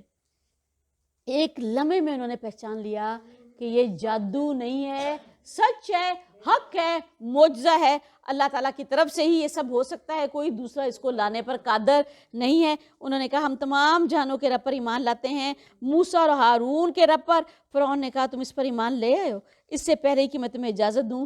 یقیناً وہ ضرور تمہارا بڑا ہے جس نے تمہیں جادو سکھایا ہے، سو یقیناً جلدی تم جان لو گے۔ میں ضرور تمہارے ہاتھ اور پاؤں مخالف سمت سے کاٹوں گا اور تم سب کو ضرور بری طرح سے پھانسی پر چڑھاؤں گا۔ مخالف سمت سے ہاتھ کاٹ کے پھر تمہیں پھانسی دے دوں گا۔ اور انہوں نے کہا کوئی حرج نہیں۔ اندازہ کریں کہ جب انسان دین کو ایمان تک پہنچتا ہے تو پھر ایسی سزاؤں پر بھی اس کا جملہ ذرا غور کریں کہ جملہ کیا ہے؟ کوئی حرج نہیں، یقیناً ہم اپنے ربی کی طرف لوٹنے والے ہیں، یقیناً ہم طمع رکھتے ہیں کہ ہمارا رب ہماری خطاؤں کو معاف کر دے کیونکہ ہم ہی سب سے پہلے ایمان لانے والے ہیں۔ یہ دیکھیں نور اور ایمان کی ایک جھلک انہوں نے دیکھی ہے اور سب انعام اور مرتبہ ان کے نزدیک بے وقت ہو گیا، بلکہ زندگی بے وقت ہو گئی۔ ہر طرح کا خوف ان سے دور ہو گیا، فرعون کی سزاؤں کا اور زندگی موت کا، ہر طرح کا خوف ان سے دور ہو گیا۔ اور ہم نے موسیٰ کی طرف وحی بھیجی کہ میرے بندوں کو رات میں لے چلو، یقیناً تمہارا پیچھا کیا جائے گا۔ کہتے 40 سال تک حضرت موسیٰ علیہ السلام نے فرعون اور اس کے سرداروں تک تبلیغ کی، 40 ایئرز تک۔ اور ہم دیکھیں کتنی تفصیلات کے ساتھ آپ قرآن کا ایک قصص میں حسن دیکھیں گے کہ قرآن میں تمام کے تمام قصص آپ کو ایک قصص ایک جگہ پر صرف حضرت یوسف علیہ السلام کا ملتا ہے، ورنہ آپ کو مختلف جگہوں پر بار بار وہ قصص ملیں گے۔ وہ اس میں دو بڑی اس میں حکمتیں ہیں۔ ایک تو یہ ایک قصص ایک جگہ پر پڑھتے ہیں تو ایک پہلو اس کا بہت نمایاں ہو جاتا ہے اور دوسری جگہ پہ دوسرا پہلو نمایاں ہوتا ہے۔ پھر دوسرا یہ کہ اس میں یاد دہانی ان قصص کی بار بار یاد دہانی ہوتی ہے۔ اور آج دیکھ رہے کہتے ہیں آپ نے جو سبق اچھی طرح سے یاد رکھنا ہو نا اس کو بار بار ریپیٹ کریں، بعض بار یاد دہانی کریں۔ یاد دہانی وہ آپ کو ازبر کر دے گی، وہ سبق آپ کے دماغ میں بالکل پکا ہو جائے گا، پختہ ہو جائے گا۔ تو اللہ تعالیٰ نے دیکھیں اس وقت یہ تکنیک استعمال کی کہ ان قصص کو کہ دیکھو ان اعمال کو جن کی بنیاد پر وہ ان پر اللہ تعالیٰ کا عذاب نازل ہوا، جن کی بنیاد پر وہ اللہ تعالیٰ کی پھٹکار کے حقدار ہوئے، کہ کن کن بنیادوں پر انہوں نے دین کو، رسول کو اور اللہ اور آخرت کو جھٹلایا۔ تو اگر تمہارے اندر بھی یہ چیزیں ہیں تو ان کو کیسے نکال ڈالو کہ ہر وقت یہ یاد دہانی تمہارے ساتھ رہے۔ تو مختلف جگہوں پہ یہ قصص رکھے۔ ایک تو یہ کہ اس کا کہیں سے ایک پہلو نمایاں ہوا، کہیں سے دوسرا پہلو نمایاں ہوا، دوسرا بار بار اس کی یاد دہانی ہوئی، بار بار وہ سبق ہمارے ذہنوں میں ازبر ہو گیا۔ اور جب ایک پڑھتے ہیں تو اس سے پہلے جو پہلا پہلو پڑھ چکے ہوتے ہیں نا وہ اس کے ساتھ ہمارے ساتھ فلم کس طرح چل رہا ہوتا ہے کہ پہلے اس سے پہلے یہ ہوا، اس کے بعد یہ ہوگا۔ تو یہ اس وجہ سے کہ اللہ تعالیٰ ہمارے ذہنوں میں اس کو بالکل پختہ کر دے، اسی لیے اس کو کہا کہ اللہ تعالیٰ نے اپنی آیات کو 23 ایئرز میں کیوں اتارا کہ ہمارے غور و فکر مکمل ہو جائیں، تدبر مکمل ہو جائے، اس کی آیات پختہ ہو جائیں اور اس میں اس سے سیکھنے والا سبق جو نصیحت ہے، جو یاد دہانی ہے، وہ کبھی نہ بھولے۔ فرعون نے کہا، انہوں نے کہا کوئی حرج نہیں، یقیناً ہم اپنے رب کی طرف ہی لوٹنے والے ہیں، یقیناً ہم طمع رکھتے ہیں کہ ہمارا رب ہماری خطاؤں کو معاف کر دے کیونکہ ہم ہی سب سے پہلے ایمان لانے والے ہیں۔ اور ہم نے موسیٰ کی طرف وحی بھیجی کہ میرے بندوں کو رات میں لے چلو، یقیناً تمہارا پیچھا کیا جائے گا۔ تو فرعون نے شہروں میں اکٹھا کرنے والوں کو بھیجا، یہ ایک تھوڑی سی جماعت ہے اور بلا شبہ وہ یقیناً ہمیں غصہ دلانے والے ہیں اور یقیناً ہم سب چکنے رہنے والے ہیں۔ تو ہم نے انہیں باغوں اور چشموں سے نکالا اور خزانوں اور عمدہ جگہ سے، اور اس طرح ہوا اور ہم نے بنی اسرائیل کو ان چیزوں کا وارث کر دیا۔ بہت سی آفتیں مصر پر نازل ہوئیں۔ جب کوئی آفت آتی تھی حضرت موسیٰ علیہ السلام کو کہتے تھے اپنے رب سے دعا کرو، اگر یہ دور ہو گئی تو ہم ایمان لے آئیں گے، لیکن نہیں ایمان لاتے تھے۔ 40 سال کا عرصہ گزر گیا، یہاں تک کہ وہ خود بھی تنگ پڑ گئے۔ انہوں نے کہا، اور جو آفت آتی تھی اس کا کہتے تھے کہ موسیٰ کی نحوست ہے، موسیٰ کے پیروکاروں کی، بنی اسرائیل کی نحوست ہے۔ پھر آہستہ آہستہ انہوں نے فرعون کو اس بات پر آمادہ کر لیا کہ ان کو بھیج ہی دیں, جانے دیں. تو فرعون نے پہلے تو اجازت دے دی کہ چلے جائیں, پھر جب رات کو نکلے تو ظاہری بات ہے اس بنی اسرائیل تو بہت زیادہ تعداد میں تھے, اور یہ لاکھوں کی تعداد میں تھے. انہیں فوراً احساس ہوگا کہ یہ کیا ہوا, ہمارے تو جو غلام تھے وہ تو ہمارے ہاتھوں سے مفت کا ایک غلام ملے ہوئے تھے, ہمارے کھیتوں میں کام کرتے تھے, گھروں میں کام کرتے تھے, ان کی عورتیں ہمارے گھروں میں کام کرتی تھی, تو یہ تو ہمارے ہاتھوں سے چھوٹ گئے. اور لہٰذا فوراً کیا کیا کہ نہیں ان کو واپس لایا جائے. یہ اللہ کی تدبیر, اللہ جو چاہتا ہے کرتا ہے. تو پہلے کیا کہا, تو فرعون نے سب کو پیغام بھیج دیا کہ سب آ جاؤ, ان کا پیچھا کیا جائے گا.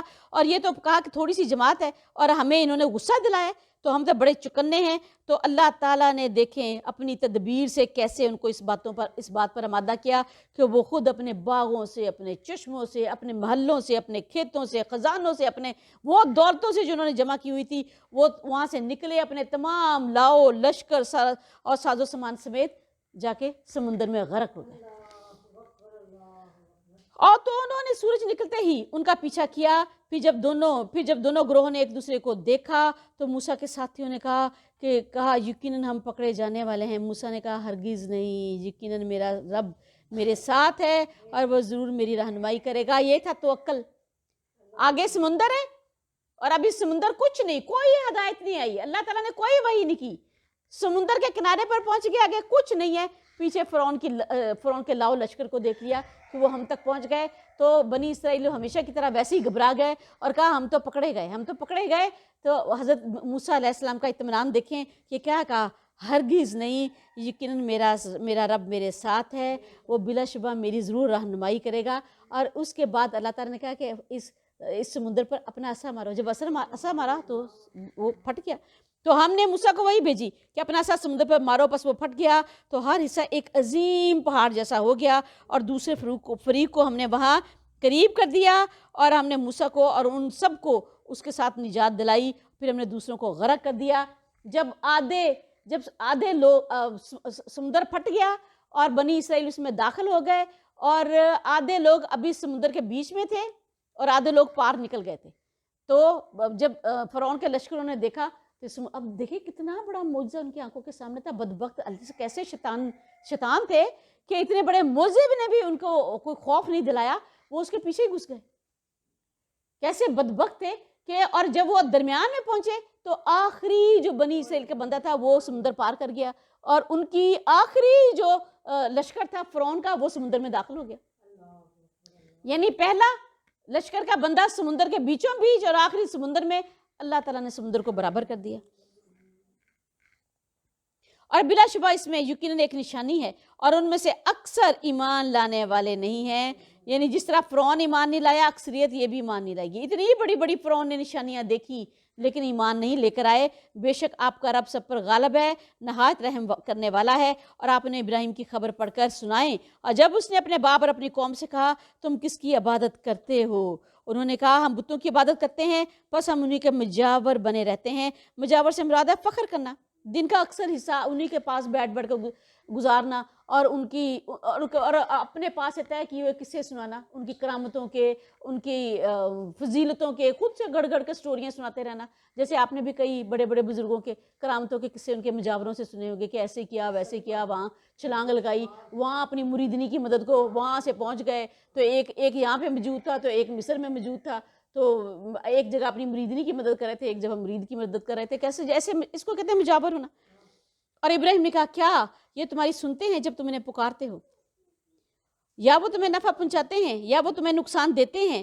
انہوں نے کہا بلکہ ہم نے اپنے باپ دادا کو پایا ہے کہ وہ ایسے ہی کرتے تھے. یعنی کوئی تکلیف دکھ درد وہ دور کرنے والے تو ہیں نہیں, نہ نقصان سے بچانے والے. تو یا تو تم مجھے بتاؤ کہ تمہیں کوئی نقصان نہیں پہنچا, تو تم ان کی عبادت کرتے ہو تو تمہیں کوئی نقصان پہنچا نہیں ہے, یا تو بتاؤ کہ کوئی دور ہوا ہے. تو ان کے پاس دلیل کیا تھی کہ ہمارے باپ دادا بھی یہی کر رہے تھے. ابراہیم نے کہا تمہارا کیا خیال ہے جن کی تم عبادت کرتے ہو, اور تم اور تمہارے پہلے باپ دادا بھی, پھر بلا شبہ وہ سب میرے دشمن ہیں سوائے ایک رب العالمین کے جس نے مجھے پیدا کیا. پس وہ میری رہنمائی کرتا ہے اور وہی مجھے کھلاتا ہے اور وہی مجھے پلاتا ہے, اور جب میں بیمار ہوتا ہوں تو وہی مجھے شفا دیتا ہے. یعنی بندے کو جتنی بھی نعمتیں ملتی ہیں، جس قدر بھی بندے پر اللہ کی رحمتیں ہوتی ہیں، وہ سب اللہ کے فضل و کرم سے ہوتی ہیں، مگر جو تکلیف سے پہنچتی ہے بعض اوقات وہ اس کے اپنے ہی کسی عمل کا نتیجہ ہوتی ہے۔ اور یہاں دیکھے کہا کہ وہی میری، اس نے مجھے پیدا کیا، اس نے میری رہنمائی کی، اس نے مجھے کھلایا، اس نے مجھے پلایا، لیکن جب میں بیمار ہوا تو مجھے شفا کس نے دی؟ اس نے بیماری کو اپنی طرف پھیرا۔ اور وہ جو مجھے موت دے گا اور پھر وہ مجھے زندہ کرے گا، اور جس سے میں طمع رکھتا ہوں کہ وہ جزا کے دن میری خطا کو بخش دے گا۔ مشرکوں کا عقیدہ ہوتا تھا کہ معبود اگر ناراض ہو جاتے ہیں نا تو کوئی نہ کوئی بیماری آ جاتی، اور جب تک ان کی خوشنودی حاصل نہ ہو جائے تو وہ بیماری ختم نہیں ہوتی۔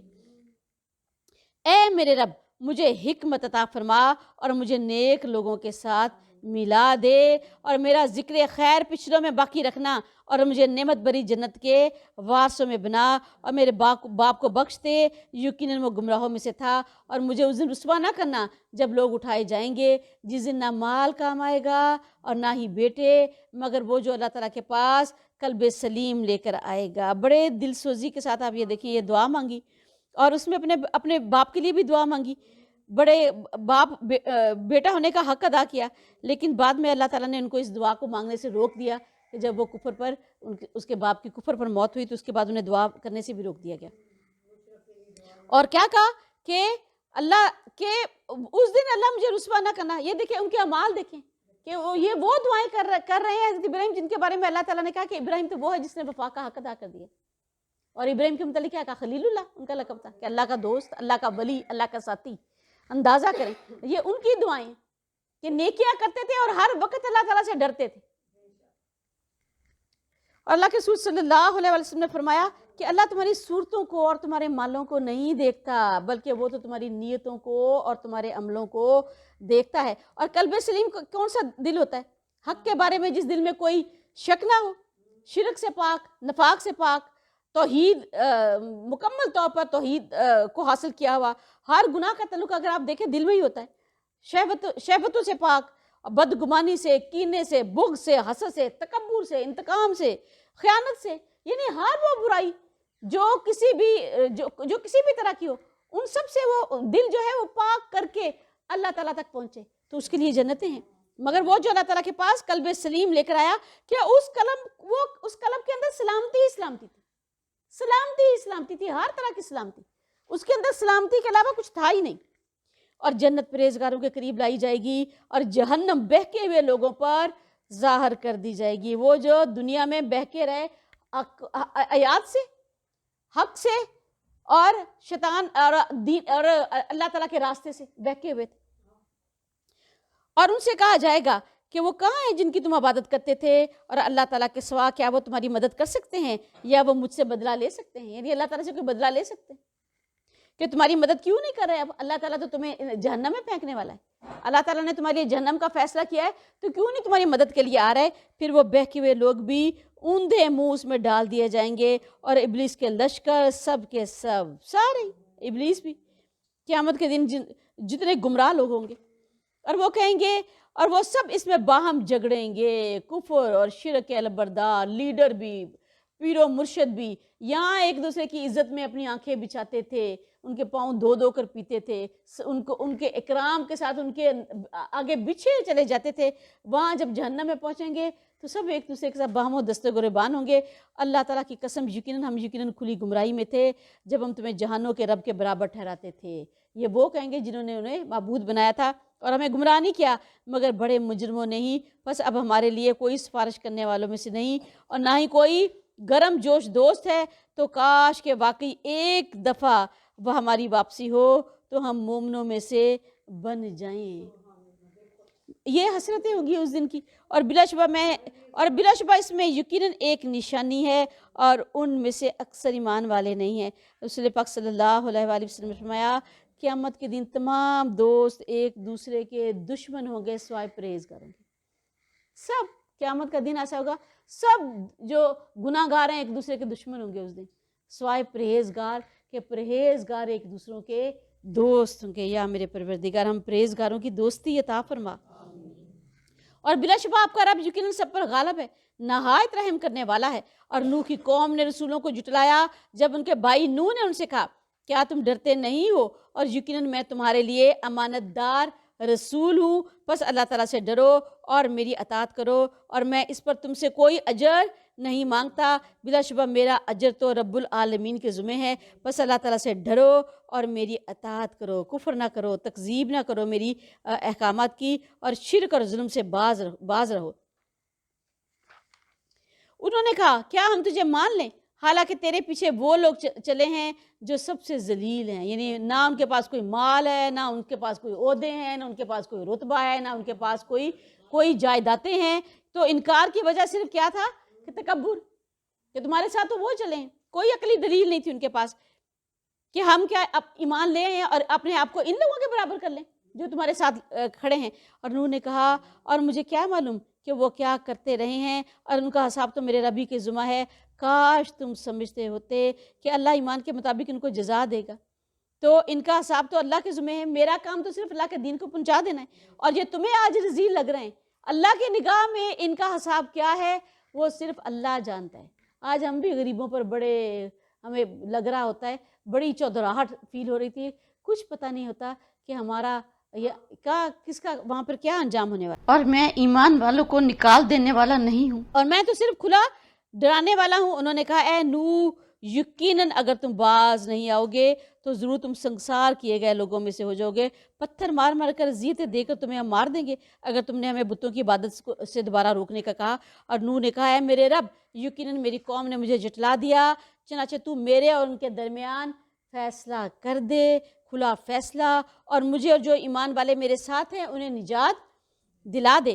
پھر ہم نے اس کو اور اس کے ساتھیوں کو ایک بھری ہوئی کشتی میں نجات دلائی، اور پھر اس کے بعد ہم نے باقی لوگوں کو غرق کر دیا، اور بلا شبہ اس میں ایک نشانی ہے، اور ان میں سے اکثر لوگ ماننے والے نہیں ہیں، یعنی ایمان لانے والے نہیں ہیں اور اللہ کی آیات کو تسلیم کرنے والے نہیں ہیں، اور یقیناً آپ کا رب سب پر غالب ہے، نہایت رحم کرنے والا ہے۔ عاد نے رسولوں کو جھٹلایا جب ان کے بھائی ہود نے ان سے کہا کہ کیا تم ڈرتے نہیں ہو، یعنی اللہ کے رسول کی تکذیب کرنے سے، کفر اختیار کرنے سے ڈرتے نہیں ہو، یقیناً میں تمہارے لیے ایک امانت دار رسول ہوں، بس تم اللہ تعالیٰ سے ڈرو اور میری اطاعت کرو، اور میں اس پر تم سے کوئی اجر نہیں مانگتا، میرا اجر تو بلا شبہ رب العالمین کے ذمہ ہے۔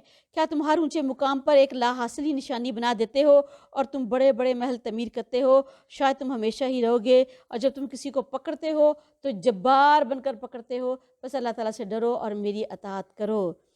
کیا کیا کرتے تھے کہ جیسے آج ہمیں بھی بڑا شوق چڑھا ہوتا ہے امیروں کو، ایک کوٹھی مری میں ہو جائے، ایک کوٹھی کشمیر میں ہو جائے، ایک کوٹھی فلاں جگہ پہ ہو جائے، تو یہی ان کو تو بڑی بڑی بلند جگہوں پہ اپنے بڑے بڑے گھر بنا رکھے تھے، اور یہ کہ ان کو اللہ تعالیٰ نے وہ بھی خوبی دی تھی کہ محلات اتنے شاندار ہوتے تھے، ہر وقت ان کا شوق تعمیر کا جنون تھا، وہ اس قدر تھا کہ ہر دولت مند یہ چاہتا تھا کہ اس کی دولت دور سے کوئی آ رہا ہو تو دور سے پتہ چل جائے کہ یہ فلاں کا محل ہے، یہ فلاں کا گھر ہے، یہ فلاں کی عیش و عشرت، مال و دولت، اس کی کبرائی، اس کا تکبر دور سے لوگوں کو نظر آ رہا ہو کہ اس قدر زبردست اس کے پاس سامان ہے، اور اتنی اس کے پاس کوٹیاں ہیں، اتنی اس کے پاس جائیدادیں ہیں۔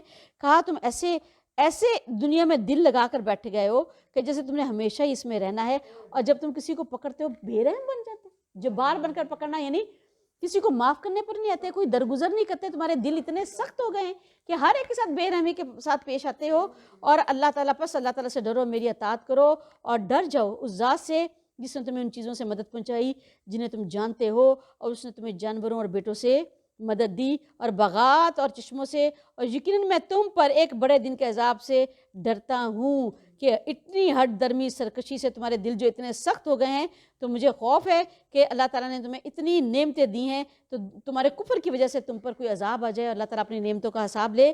انہوں نے کہا ہم پر یکساں ہیں، خواہ تم نصیحت کرو یا نصیحت کرنے والوں میں سے نہ بنو، کوئی فرق نہیں پڑتا، کرتے جاؤ نصیحت۔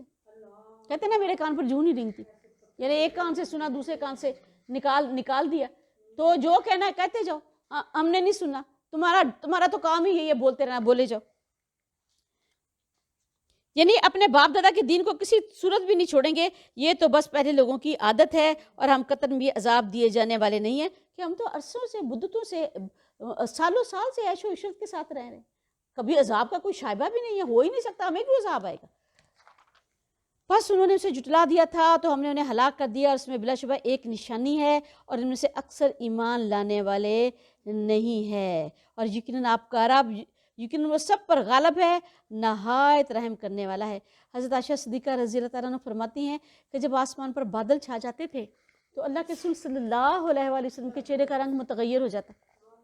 آپ کبھی اندر آتے، کبھی باہر جاتے، کبھی پھر اندر آتے، کبھی باہر آتے، آپ کے دل کو ایسی بے چینی لگ جاتی جسے میں بھی محسوس کرتی، یہاں تک کہ جب بارش شروع ہوتی تو آپ کے دل سکون میں آ جاتے، تب آپ تھوڑے راحت میں آتے۔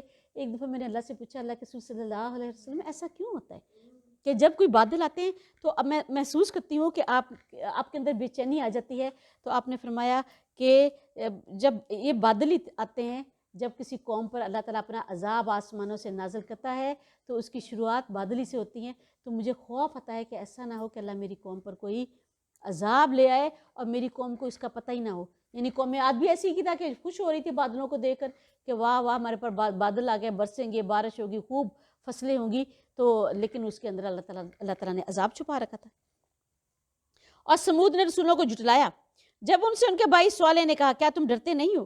یقیناً میں تمہارے لیے امانت دار رسول ہوں، بس اللہ تعالیٰ سے ڈرو اور میری اطاعت کرو۔ دیکھیں ہر رسول ایک ہی بات، ایک ہی پیغام، ایک ہی دین، ایک ہی حق اور ایک ہی آیات لے کر آئے، اور میں اس پر تم سے کوئی اجر نہیں مانگتا۔ یقیناً میرا اجر تو رب العالمین کے ذمہ ہے۔ کیا تمہیں ان سب چیزوں میں جو یہاں ہیں مطمئن چھوڑ دیا جائے گا، باغوں اور چشموں میں اور کھیتوں اور کھجوروں میں جن کے خوشے نرم اور ملائم ہیں؟ یعنی اس دنیا کی عیش و عشرت میں تم اتنے پڑے ہوئے ہو، اللہ تعالیٰ نے تمہیں اس قدر نعمتیں دی ہیں، اور ان نعمتوں کا حق یہ نہیں ہے کہ اللہ تعالیٰ تم سے ان نعمتوں کے بارے میں پوچھے، یا اللہ کی طرف سے جو امانتیں تمہیں دی ہیں اس کی طرف کو تم غور و فکر کرو، تدبر کرو، ایسے ہی اللہ تمہیں چھوڑ دے گا؟ اور تم پہاڑوں کو تراش کر گھر بناتے ہو اس حال میں کہ تم خوب مہارت رکھنے والے ہو، بس اللہ تعالیٰ سے ڈرو اور میری اطاعت کرو، اور حد سے بڑھنے والے لوگوں کے حکم کی اطاعت نہ کرو جو زمین میں فساد کرتے ہیں اور اصلاح نہیں کرتے، یعنی ایمان اور عدل کا راستہ اختیار نہیں کرتے بلکہ شرک اور کفر اور برائی کا راستہ اختیار کرتے ہیں۔ انہوں نے کہا یقیناً تم سحر زدہ لوگوں میں سے ہو، تم ہمارے جیسے ایک انسان ہو، بس کوئی معجزہ لاؤ اگر تم سچے ہو۔ آگے اس قوم کا ذکر آ گیا جس کو اتنا بڑا معجزہ اللہ نے دیا لیکن پھر بھی انہوں نے سرکشی ہی کی۔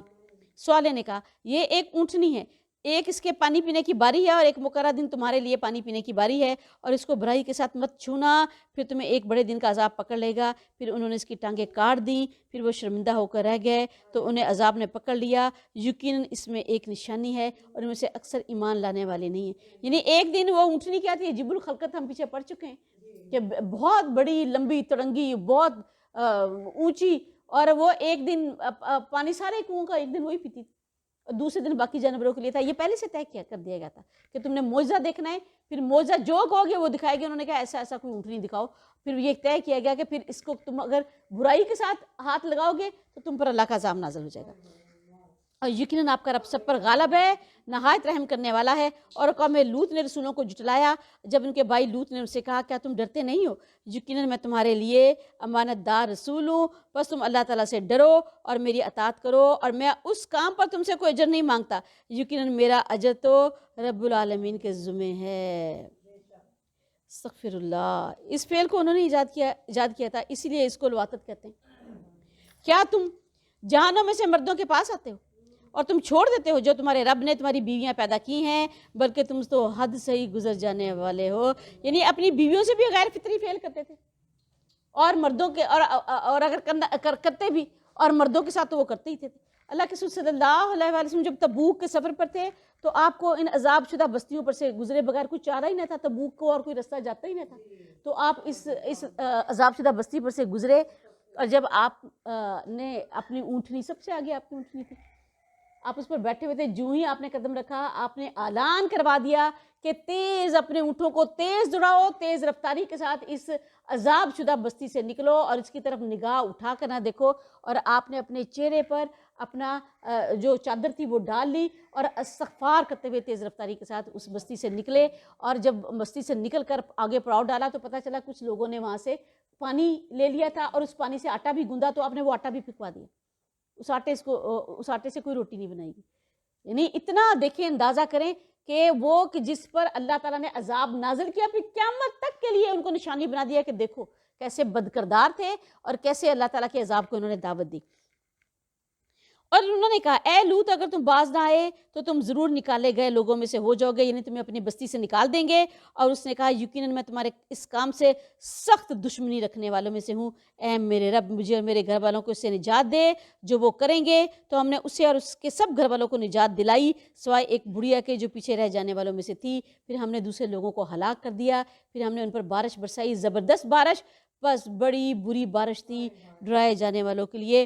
خدا وہ بڑھیا ان کی بیوی خدا کے غضب کی وہ اس لیے زیادہ مستحق ہوئی کہ رسول کی بیوی تھی، اس حیثیت سے سب سے زیادہ تعلیم و تربیت کا موقع تو اسے ملا تھا۔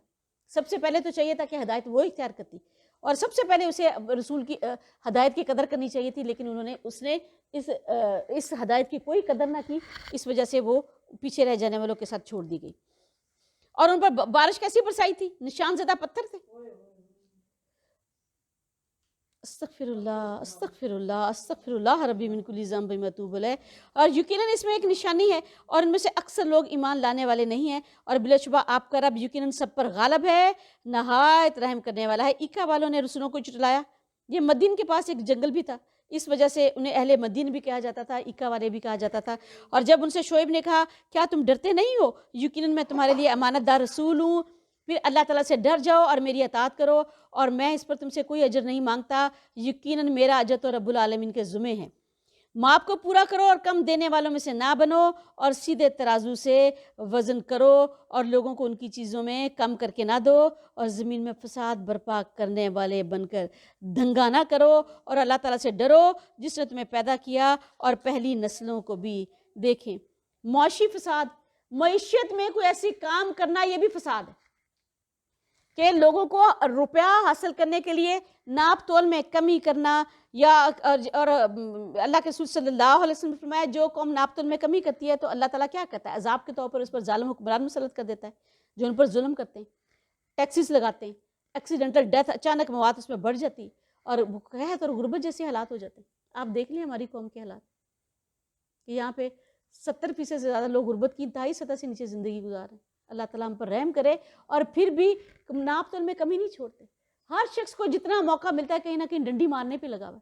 دودھ والا مجال کیا ہے جو دودھ میں اس کو 10 لاکھ دفعہ کہہ دیں کہ بھائی تم اپنی پسند کے پیسے لے لو، دودھ ہمیں صحیح دو، وہ 4 دن آپ کو صحیح دودھ دے گا، 5ویں دن پھر اس میں پانی ڈال کے لے آئے گا۔ شہد مر جائیں، کہیں سے کوئی خالص شہد مل جائے، ملے گا ہی نہیں۔ اللہ تعالیٰ ہم سب پر رحم فرمائے۔ اور اللہ کے رسول صلی اللہ علیہ وسلم نے فرمایا کہ ناپ تول میں کمی کرنے والوں کے لیے تباہی ہے، تباہی ہے ناپ تول میں کمی کرنے والوں کے لیے، اور ان لوگوں کو ان کی چیزوں کو کم تول کے نہ دو، اور زمین میں فساد برپا کرنے والے بن کر دنگا نہ کرو، اور اللہ تعالیٰ سے ڈرو جس نے تمہیں پیدا کیا ہے اور پہلی نسلوں کو بھی۔ انہوں نے کہا یقیناً تم سحر زدہ لوگوں میں سے ہو، یعنی تم پر کوئی جادو ہو گیا ہے، اور نہیں مگر ہم جیسے ہی ایک انسان، اور بے شک ہم تو تمہیں یقیناً جھوٹوں میں سے سمجھتے ہیں۔ آپ انہیں دیکھیں کبھی کیا کہتے تھے؟ سحر زدہ بندے ہو۔ اگلی آیت میں کیا کہا؟ تم جھوٹے ہو۔ کبھی کہتے مجنون ہو، کبھی کہتے شاعر ہو، کبھی کہیں یہ اللہ تعالیٰ نے یہ آیات اتاری ہیں رسول پاک صلی اللہ علیہ وسلم کے دل کو مضبوط کرنے کے لیے۔ آپ اتنا غم کرتے تھے، اتنا غم کرتے تھے، اتنی مشقتیں اٹھاتے تھے کہ اللہ تعالیٰ نے خود کیا کہ کیوں ان کے پیچھے اپنی جان کو ہلاکت میں ڈال لیا ہے۔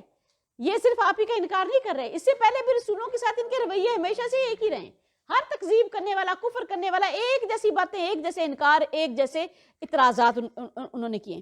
اور سو ہم پر آسمان سے کوئی ٹکڑا گرا دو اگر تم سچے لوگوں میں سے ہو۔ شعیب نے کہا میرا رب زیادہ جانتا ہے جو کچھ بھی تم کرتے ہو۔ سو انہوں نے اسے جھٹلا دیا تو ان کو سائبان کے دن والے عذاب نے پکڑ لیا، یقیناً وہ بہت ہی بڑے دن کا عذاب تھا۔ واللہ عالم کیسا عذاب تھا، حدیث میں اس کی کوئی، قرآن اور حدیث میں اس کی کوئی وضاحت موجود نہیں۔ کچھ نے کہا بادل تھے جو سائبان کی طرح آئے، اور اس میں بجلی تھی، کڑک تھی، آندھی اور طوفان تھے، اولے تھے، عذاب تھا۔ واللہ عالم، بلا شبہ اس میں یقیناً ایک نشانی ہے، اور ان میں سے اکثر لوگ ایمان لانے والے نہیں ہیں، اور بلا شبہ آپ کا رب یقیناً سب پر غالب ہے، نہایت رحم کرنے والا ہے۔ اور بلا شبہ یہ یقیناً رب العالمین کا نازل کیا ہوا کلام ہے، اور روح الامین اسے لے کر اترا ہے اور آپ کے دل پر، تاکہ آپ ڈرانے والوں میں سے ہو جائیں، اور واضح عربی زبان میں ہے کہ اللہ تعالیٰ نے کہا کہ رب العالمین کا نازل کیا ہوا قرآن ہے، اور اس کو لے کر کون اترا ہے؟ روح الامین، جبرائیل امین۔ اور اسلام دشمنی کے جوش میں یہود نے ایسی ایسی بدبختیاں کی، وہ جبرائیل امین کے بھی دشمن ہو گئے. جبرائیل امین کے متعلق بھی یہ کہتے تھے کہ یہ ہمارا دشمن ہے، کہ یہ وحی آنی ہم پر تھی اور اس نے ہماری دشمنی میں یہ وحی بنی اسماعیل پر لے آئے. اور اللہ کیا کہہ رہا ہے کہ آپ کے دل پر اس کو کس کے حکم سے اتارا ہے؟ اللہ تعالیٰ کے حکم سے. اور بلا شبہ وہ یقیناً پہلے لوگوں کی کتابوں میں بھی موجود ہے، یعنی توراۃ اور انجیل میں اس کی پیشین گوئیاں کر دی گئی تھی، کتابوں کی شہادت موجود ہے کہ آپ اور آپ کی دعوت کے متعلق تمام حوالے موجود تھے. کیا بھلا ان کے لیے یہ ایک نشانی نہیں ہے کہ اسے بنی اسرائیل کے علماء جانتے ہیں، خوب پتہ ہے کہ اور اگر ہم اسے کسی اجمی پر اتارتے پس وہ انہیں پڑھ کر سناتا تو وہ اس پر ایمان لانے والے نہ بنتے. اسی طرح ہم نے اس انکار کو مجرموں کے دلوں میں داخل کر دیا. یعنی عبداللہ بن سلام جیسے علماء جانتے ہیں کہ اللہ تعالیٰ نے ان کی کتابوں میں کیسی کیسی نشانیاں رکھی ہیں، آخری نبی کی، آخری کتاب کی، وہ سب پوری ہو چکی ہیں. اور یہ کہ قریش ایک عذر یہ بھی کرتے تھے کہ اللہ تعالیٰ نے کوئی کتاب تو نہیں تھی، اللہ تعالیٰ کوئی اجمی زبان میں کوئی عجیب کچھ تو اس میں الگ بات ہوتی. تو اللہ نے ان کے اس اعتراض کا بھی جواب دیا کہ اگر یہ اجمی زبان میں ہوتی تو یہ کیا کہتے کہ اگر ہم اس کو اجمی قرآن بناتے تو یہ کہتے کہ اس کی آیات کھولی کیوں نہ گئی، کلام اجمی اور مخاطب عربی. اللہ نے کہا ہر طریقے کے ساتھ جس نے ایمان نہیں لانا انہوں نے کیا کرنا ہے، کوئی نہ کوئی بہانے ڈھونڈتے ہی رہنا ہے.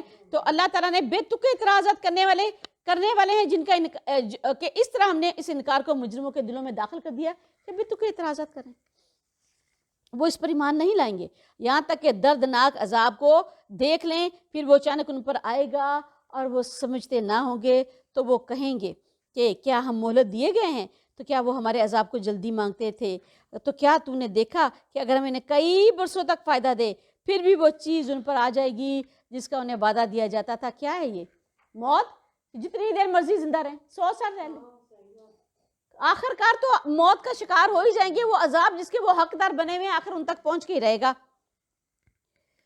تو ان کے کس کام نہیں آئے گا وہ جو فائدہ دیے جاتے تھے جو انہیں دنیا میں دیا گیا تھا. اور ہم نے کسی بستی کو ہلاک نہیں کیا مگر اس کے لیے کئی ڈرانے والے تھے یاد دہانی کے لیے، اور ہم کبھی بھی ظلم نہیں کیا کرتے. اور اس قرآن کو شیاطین لے کر نہیں اترے اور نہ ہی یہ ان کے لائق ہے اور نہ ہی وہ اس کی استطاعت رکھتے ہیں. یقیناً وہ اس کے سننے ہی سے دور رکھے گئے ہیں.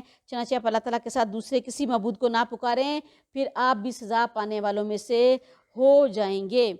یہ اس قرآن کو شیاطین لے کر نہیں اترے. تو یہ کبھی کہتے تھے کہ اس کو کیا ہے، کوئی شیطان لے کر اترتا ہے، کوئی اس کو یہ باتیں سکھاتا ہے. تو اللہ کہتا ہے ذرا دیکھو تو صحیح کہ اور اللہ نے نزول قرآن کے ایک اہم انتظام کی طرف اشارہ کیا کہ اس کی حفاظت کا ذمہ تو اللہ نے خود لے رکھا ہے اور وہ تو اس کی ایک بھنک بھی نہیں پا سکتے. وہ تو اس کے سننے سے بہت زیادہ دور رکھے گئے ہیں. یہ تو خود اللہ تعالیٰ نے قرآن کو ہر قسم کی شیطانی مداخلت سے محفوظ رکھا ہوا ہے. تو کس طریقے کے ساتھ اس میں سے کوئی حصہ لے سکتے ہیں؟ اور چنانچہ آپ اللہ تعالیٰ کے سوا کسی دوسرے معبود کو نہ پکاریں ورنہ آپ بھی سزا پانے والوں میں سے ہو جائیں گے. دیکھیں کیسے تمام رسولوں نے جو بھی اپنی اپنی قوموں کو عذاب کے متعلق بتایا، لیکن دیکھیں تمام قوموں کے اعتراضات سارے ایک جیسے تھے. اور جب کبھی تیز ہوا چلتی تو آپ دعا کیا کرتے تھے کہ اے اللہ میں تجھ سے اس کی بھلائی طلب کرتا ہوں اور جو کچھ اس میں ہے اور جو کچھ وہ دے کر بھیجی گئی ہے، اور اللہ میں اس کے شر سے تیری پناہ میں آتا ہوں جو کچھ اس میں ہے اور جو کچھ یہ دے کر بھیجی گئی. یعنی جب تیز ہوا بھی چلتی تھی نا تو اللہ کے رسول صلی اللہ علیہ وسلم اللہ تعالیٰ سے دعائیں کرنے میں مشغول ہو جاتے تھے. جب بادل آتے تھے، بارش ہوتی تھی، اللہ کے رسول صلی اللہ علیہ وسلم اللہ تعالیٰ سے دعائیں کرنے میں مشغول ہو جاتے تھے کہ کہیں یہ میری قوم کے لیے کوئی عذاب لے کر نہ آئے. اور یہ قوم تھی، قوم کی ذرا ہٹ درمی، قوم کی تکذیب، قوم کی ذرا حالت دیکھیں کہ کس قدر ناہنجار قوم تھی. اور اپنے قریبی رشتہ داروں کو ڈرائیں اور مومنوں میں سے جو آپ کے پیچھے چلیں ان کے لیے اپنے بازو جھکائیں. پھر اگر وہ آپ کی نافرمانی کریں تو آپ کہہ دیں یقیناً میں ان کاموں سے بیزار ہوں جو تم کرتے ہو، اور سب پر غالب نہایت رحم کرنے والے پر بھروسہ رکھیں. جب یہ آیت نازل ہوئی تو آپ صلی اللہ علیہ وآلہ وسلم کوہ صفا پر تشریف لے گئے. آپ نے سب کا نام لے کر سب قبائل کو بلایا اور سب آئے. اس وقت یہی ہوتا تھا جب کوئی اہم بات ہوتی تھی تو کوہ صفا پر چڑھا جاتا تھا اور قبائل کو آواز دی جاتی تھی. جو نہیں آ سکے انہوں نے اپنا نمائندہ بھیجا. تو آپ نے کہا اگر میں تمہیں یہ کہوں کہ اس پہاڑ کے پیچھے ایک بڑی لشکر ہے، بڑی فوج ہے اور وہ تم پر حملہ کرنے والی ہے تو کیا تم یقین کرو گے؟ انہوں نے کہا کیوں نہیں کریں گے، آپ صادق ہیں، آپ امین ہیں، آپ ہمیشہ کبھی آپ کی زبان سے ایسی بات نہیں سنی. تو کہا پھر میری بات پر یقین کیوں نہیں کرتے کہ اللہ ایک ہے، اللہ کے سوا کوئی شریک نہیں ہے؟ اور جب آپ نے اپنے دعوت پیش کرنی شروع کی تو بدبخت ابو لہب نے کہا کہ اے محمد صلی اللہ علیہ وآلہ وسلم، کیا اس وجہ سے تم نے ہمیں یہاں پہ بلایا؟ اور کہا کہ تم پر تباہی نازل ہو، اور سارا دن تم پر یہ تباہی نازل ہو کہ تم نے سب کو اس وجہ سے اکٹھا کیا، اور پھر پتھر مارتا ہوا آپ کی طرف اچھالتا ہوا بولتا ہوا چلا گیا، استغفر اللہ ربی من کل ذنب واتوب الیہ۔ اور ایک موقع پر اور مومنوں میں سے جو آپ کے پیچھے چلیں ان کے لیے اپنے بازو جھکائے رکھیں، پھر اگر وہ آپ کی نافرمانی کریں تو آپ کہہ دیں یقیناً میں ان کاموں سے بیزار ہوں جو تم کرتے ہو، اور سب پر غالب نہایت رحم کرنے والے پر بھروسہ کریں جو آپ کو دیکھتا ہے جب آپ کھڑے ہوتے ہیں، اور سجدہ کرنے والوں میں آپ کے پھیرنے کو بھی یقیناً وہی سب کچھ سننے والا، سب کچھ جاننے والا ہے۔ کیا میں تمہیں بتاؤں کہ شیاطین کس پر اترتے ہیں؟ استغفر اللہ ربی من کل ذنب واتوب الیہ، کہ اللہ بتا رہا ہے کہ کون سے لوگ ہیں جن پر شیاطین اترتے ہیں۔ کہ کیا میں تمہیں بتاؤں کہ شیاطین کس پر اترتے ہیں؟ وہ ہر جھوٹے گناہ گار پر اترتے ہیں۔ جھوٹا گناہ گار، سب سے بڑا جھوٹا گناہ گار تو وہ ہے جو اللہ کے دین کو بدلنے کی کوشش کرتا ہے، جو اللہ کے رسول کی نشانیوں کو چھپاتا ہے، جو اللہ کے دین میں تبدیلیاں کرتا ہے، اور اللہ ایسی آیات کو چھپاتا ہے جو آیات کو سنتا ہے، سمجھتا ہے، لیکن پھر اس پر ایمان، اس کا دل تصدیق کرتا ہے لیکن زبان اس کا انکار کرتی ہے۔ یعنی شیطانی پروپیگنڈا کرتے ہیں حق کے خلاف، شیطانی چالیں چلتے ہیں، شیطانی خیالات کو ترویج دیتے ہیں، اور پھر اس کے خلاف، اور پھر دین حق کے خلاف سازشیں کرتے ہیں۔ فرمایا شیاطین کس پر اترتے ہیں؟ وہ ہر جھوٹے گناہ گار پر اترتے ہیں، وہ سنی ہوئی بات لا ڈھالتے ہیں، اور ان میں سے اکثر جھوٹے ہیں، خود ساتھ قصے کہانیاں کرتے ہیں، اپنے پاس سے دین کے متعلق ایسے پروپیگنڈا کرتے ہیں، احکامات کا اثر کم کرنے کی کوششیں کرتے ہیں، اور شاعروں کے پیچھے تو بہکے ہوئے لوگ چلتے ہیں کہ یہ اس نبی کو شاعر کہہ رہے ہیں کہ ذرا دیکھو تو صحیح کہ شاعروں کو دیکھو، اور شاعروں کی پیروی کون کرتا ہے؟ شاعروں کے پیچھے تو بہکے ہوئے لوگ چلتے ہیں، اور جو لوگ اللہ کے رسول صلی اللہ علیہ وسلم کے پیروکار ہیں، کبھی دیکھو تو صحیح کہ وہ ایسے لوگ ہیں۔ کیا آپ نے دیکھتے کہ کیا آپ نہیں دیکھتے کہ یقیناً وہ ہر وادی میں سر مارتے پھرتے ہیں؟ یعنی شاعری کا کوئی ان کے پاس معین ہدف نہیں ہوتا، کبھی کسی پرائے میں شاعری کرنے شروع کر دیں گے، کبھی کسی پرائے میں، کبھی ایک بات کی حق میں شاعری شروع کر دیں گے، کبھی ایک بات کی مخالفت میں شروع کر دیں گے، کبھی کوئی نیکی کی بات کو لے کے چل پڑیں گے، کبھی برائی کی بات میں، کبھی عورت کے حسن و جمال کے قصے شروع کر دیں گے تو کبھی کھیتوں کے حسن و جمال کے قصے شروع کر دیں گے۔ تو ان کا کوئی ہدف تو ان کا ہے ہی نہیں، خیالی دنیا میں رہیں گے، عملی اعتبار سے بالکل صفر ہوتے ہیں۔ تو پیغمبر کو دیکھو، پیغمبر تو اپنے کردار میں ایک اسوہ ہے، ایک نمونہ ہے، وہ تو جو زبان سے کہتا ہے اس پر عمل کر کے دکھاتا ہے، جبکہ شعر کا تو اس کے ساتھ کوئی تعلق ہی نہیں ہوتا۔ شاعر جو کہہ رہا ہے اس کے ساتھ کوئی رتی بھر بھی تعلق نہیں ہوتا، اس کا تو کردار اس لیول کا ہوتا ہی نہیں ہے۔ جبکہ رسول جو بات کہتا ہے سب سے پہلے وہ اس پر عملی طور پر اس پر عمل کر کے دکھاتا ہے۔ پیغمبر کا کردار پوری قوم کے لیے نمونہ ہوتا ہے، اور اس سے پہلے رسول پاک صلی اللہ علیہ وسلم کو بھی صادق اور امین ہی کہتے تھے کہ کٹر سے کٹر دشمن بھی ان کے کردار کی تعریف کرتا ہے، اور ان کے کردار ان کی تعلیمات کے عین مطابق ہوتا ہے۔ اور لیکن شاعری کا شاعر جو ہے وہ اس کے مقابلے میں بالکل صفر خیالی دنیا میں رہتے ہیں، عملی اعتبار سے صفر ہیں، کبھی نیکی پر شاعری شروع کر دیں گے، کبھی برائی پر شاعری شروع کر دیں گے، ہر لغو میں بحث کرتے ہیں، قول و فعل میں تضاد ہوتا ہے۔ تو کس طریقے کے ساتھ تم نے نبی کو شاعر کہا ہے؟ اللہ کہتا ہے ذرا دیکھو تو صحیح، کیا یہ تمہیں شاعر ہے جس کو تم صادق اور امین کہتے تھے؟ یقیناً وہ جو کہتے ہیں وہ کرتے نہیں سوائے ان کے جو ایمان لائیں اور جو اچھے کام کیے، اور جنہوں نے اللہ تعالیٰ کو کثرت سے یاد کیا اور انہوں نے بدلہ لیا ہے اس کے بعد کہ ان پر ظلم کیا گیا، اور جنہوں نے ظلم کیا وہ جلدی جان لیں گے کہ وہ کس لوٹنے کی جگہ پر لوٹ کر جانے والا ہے۔ اللہ کے رسول صلی اللہ علیہ وسلم نے فرمایا شعر کی حیثیت کلام کی سی ہے، اس کی اچھائی کلام کی اچھائی ہے، اس کی برائی کلام کی برائی ہے۔ یعنی شعر بھی ایسے ہی ہے، اچھا شعر ہے تو اس کو قبول کرو، اس پر عمل کرو اگر وہ تمہیں نیکی بلائی خیر کی طرف رغبت دیتا ہے، اور اگر برا ہے تو اس کو چھوڑ دو۔ تو بالکل ایسی ہے جیسے اچھا شعر ہے برا شعر، یہ دونوں موجود ہیں۔ اور اللہ کے رسول صلی اللہ علیہ وسلم نے فرمایا آدمی کا پیٹ پیپ سے بھر جائے یہ اس سے بہتر ہے کہ وہ کوئی لغو، کوئی بیہودہ شعر کرے۔ یہ جو آج کی ہماری شاعری ہوتی ہے نا، عورت کی زلفے سے شروع کرتے ہیں اور آنکھوں سے لے کر اور کہاں تک پہنچا کے رکھ دیتے ہیں. تو فرمایا آدمی کا پیٹ پیپ سے بچ جائے، اس سے بہتر ہے کہ وہ کوئی کوئی بیہودہ شعر کرے. اور اللہ کے رسول صلی اللہ علیہ وسلم تو کبھی بھی شعر نہیں کہتے تھے. اور سورہ یاسین میں بھی ہم نے پڑھا کہ اللہ تعالیٰ نے کیا کہا، ہم نے اس کو شعر نہیں سکھایا اور نہ یہ اس کے کرنے کا کام ہے. اور اللہ کے رسول صلی اللہ علیہ وسلم روایات میں آتا ہے کہ آپ شعر سن لیتے تھے. اور حضرت حسان بن ثابت سے تو کئی دفعہ بہت شعر سنتے تھے، کیونکہ ان کو اسلام کا شاعر کہا جاتا ہے، اور وہ اللہ کے رسول صلی اللہ علیہ وسلم کے کلام کو شعر میں ڈالتے تھے. آپ ان سے سنتے بھی تھے. ایک دفعہ اللہ کے رسول صلی اللہ علیہ وآلہ وسلم نے فرمایا کہ حسان بن ثابت کے شعر کفار کے دل میں مسلمانوں کے تیر سے بھی زیادہ تیزی کے ساتھ چبھتے ہیں، اثر کرتے ہیں. یعنی کہ وہ شعر جو کہتے ہیں نا، وہ ایسے ان کے دل میں جا کر ٹھا کر کے لگتے ہیں. تو شعر کی حیثیت بھی کلام کسی ہے. تو اگر اچھے شعر ہو تو اس کو قبول کرو، برے شعر ہو تو اس کو قبول نہ کرو. اگر سورہ نمل، اس کا معنی ہوتا ہے چونٹی. اس میں حضرت سلیمان علیہ السلام کا ہم قصہ پڑھیں گے، جنہیں اللہ تعالیٰ نے علم و حکمت عطا کی، اور اللہ تعالیٰ نے ایسی بادشاہت عطا کی کہ جس کی کوئی مثال ہی نہیں ہے. اور اللہ تعالیٰ نے کیا کہا ہے کہ انسانوں پر درجات علم کی وجہ سے ہیں. ہم نے جب قصہ طالوت اور جالوت پڑھا تھا تو انہوں نے یہی اعتراض کیا تھا کہ اس کے پاس کیا ہے، کہ آپ نے اس کو کیوں تو اللہ تعالیٰ نے کہا، اللہ تعالیٰ نے اس کو علم میں اور اس کو اس کے جسم میں فراغی دی، تم سے زیادہ اس کو علم عطا کیا. تو انسانوں پر جو درجات ہے وہ علم ہی کی بدولت ہیں. اور علم ہی ہے جو اللہ اپنے کسی بندے کو عطا کرتا ہے تو اس کے درجات دوسروں سے بڑھا دیتا ہے، اگر وہ علم خیر ہے اور وہ اس پر عمل بھی کرتا ہے. یاد رکھیں، اگر علم پر عمل نہیں ہے تو پھر وہ علم خود بذات خود ایک عذاب بن جائے گا، اور اس کی خود جا کے اللہ کے آگے اس کی پوچھ ہوگی. اور علم اور عمل کا امام ہے. اگر علم ٹھیک ہے تو عمل بھی ٹھیک، اور اگر علم خراب ہے تو عمل بھی خراب. بسم اللہ الرحمن الرحیم. طاسین تلک آیات القرآن و کتاب مبین. حروف مقاطعات ہے، یہ آیتیں قرآن اور ایک واضح کتاب کی ہیں. واضح کتاب یعنی اس میں اللہ تعالیٰ نے ہر چیز کو واضح کر دیا ہے. جنت، دوزخ، کفر، شرک اور نیکی اور برائی، بھلائی برائی، خیر حلال حرام، ہر چیز اللہ تعالیٰ نے اس کو کھول کر بیان کر دیا ہے. مومنوں کے لیے اس میں ہدایت ہے اور خوشخبری ہے. وہ مومنوں کے ابھی آگے ڈیفینیشن ہے کہ مومن کون ہے. جو نماز قائم کرتے ہیں اور زکوٰۃ ادا کرتے ہیں اور وہی آخرت پر بھی یقین رکھتے ہیں. یہ نہیں ہے تو وہ مومن نہیں، یاد رکھ لیں.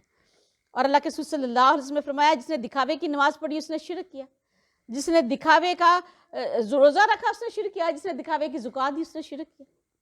اور یقیناً جو آخرت پر ایمان نہیں لاتے اور ہم نے ان کے اعمال کو ان کے لیے خوشنما بنا دیا ہے، چنانچہ وہ حیران پھرتے ہیں، آخرت سے بالکل اندھے ہیں، حق سے بھی اندھے ہیں، بھٹکتے پھرتے ہیں دنیا کی زندگی میں مگن.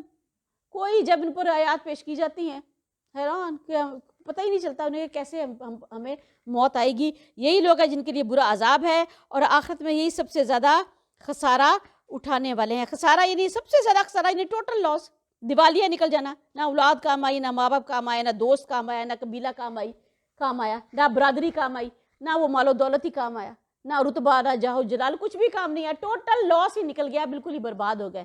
اور اللہ کے رسول صلی اللہ علیہ وسلم نے فرمایا کیا تم جانتے ہو کہ میری امت میں سب سے مفلس ترین شخص کون ہوگا؟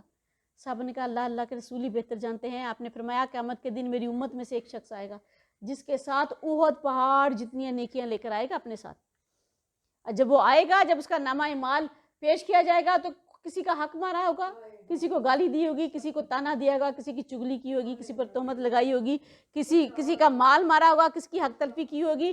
یعنی اور اس کی نیکیاں ان کو دی جاتی رہیں گی یہاں تک کہ نیکیاں ختم، اور ابھی بھی گناہ باقی، ابھی لوگوں کا حق باقی ہے. پھر وہاں سے لوگوں سے اٹھا کر اس کے نامہ اعمال میں وہ برائیاں ڈال دی جائیں گی اور پھر اٹھا کر اس کو جہنم میں پھینک دیا جائے گا. یہ ہے جس کا ٹوٹل لاس، بالکل دیوالیہ ہی نکل گیا. تو یاد رکھیں نیکی کر لیں تو پھر نیکی کو سنبھالنا اتنا ہی زیادہ ذمہ داری ہے کہ نیکی کو سنبھال کے بھی رکھیں کہ مرتے دم تک ہمارے ساتھ ہی رہے، کہ ہم خسارے سے بچے رہیں. اور بلا شبہ آپ کو یہ قرآن کمال حکمت والے، سب کچھ جاننے والے کی جناب سے دیا جا رہا ہے. جب موسیٰ نے اپنے گھر والوں سے کہا یقیناً میں نے ایک آگ دیکھی ہے، جلدی آپ کے پاس وہاں سے خبر لاؤں گا یا آپ کے لیے کوئی سلگتا ہوا انگارہ لے کر آؤں گا تاکہ آپ سینکیں۔ پھر جب وہ اس کے پاس آیا، آواز دی گئی، برکت دی گئی اسے جو آگ میں ہے اور جو اس کے ماحول میں ہے، اور پاک ہے اللہ تعالیٰ جو سارے جہانوں کا رب ہے۔ اے موسیٰ، یقیناً میں اللہ ہوں، سب پر غالب کمال حکمت والا، اور اپنا عصا ڈال دو۔ پھر جب اس نے اسے بل کھاتے ہوئے دیکھا گویا کہ وہ سانپ ہے، تو پیٹھ پھیر کر لوٹا اور پھر پیچھے مڑ کر نہ دیکھا۔ اے موسیٰ ڈرو نہیں، یقیناً رسول میرے پاس ڈرا نہیں کرتے، ڈرتا تو وہ ہے جس نے ظلم کیا پھر اس نے برائی کو بھلائی سے بدل دیا، تو یقیناً میں بے حد بخشنے والا نہایت رحم کرنے والا ہوں۔ یعنی اگر وہ برائی کو بھلائی سے بدل دے گا تو بلا شبہ میں اس کو بخشنے والا نہایت رحم کرنے والا ہوں۔ اور اپنا ہاتھ اپنے گریبان میں ڈالو، بے عیب سفید چمکتا ہوا نکلے گا۔ یہ 9 نشانیوں میں سے ہیں۔ فرعون اور اس کی قوم کی طرف جاؤ، یقیناً وہ نافرمان لوگ ہیں، کفر میں، سرکشی میں حد سے بڑھ گئے ہیں۔ تو جب ہماری آنکھیں کھول دینے والی نشانیاں ان کے سامنے آئیں تو انہوں نے کہا کہ یہ تو کھلا جادو ہے، اور انہوں نے ان کا ظلم اور تکبر سے انکار کر دیا۔ یعنی دل حق کو پہچان گئے تھے مگر مفادات اس کو قبول کرنے کے لیے تیار نہ تھے، حالانکہ ان کے دل اس کا یقین کر چکے تھے۔ بس آپ دیکھیں فساد کرنے والوں کا کیسا انجام ہوا۔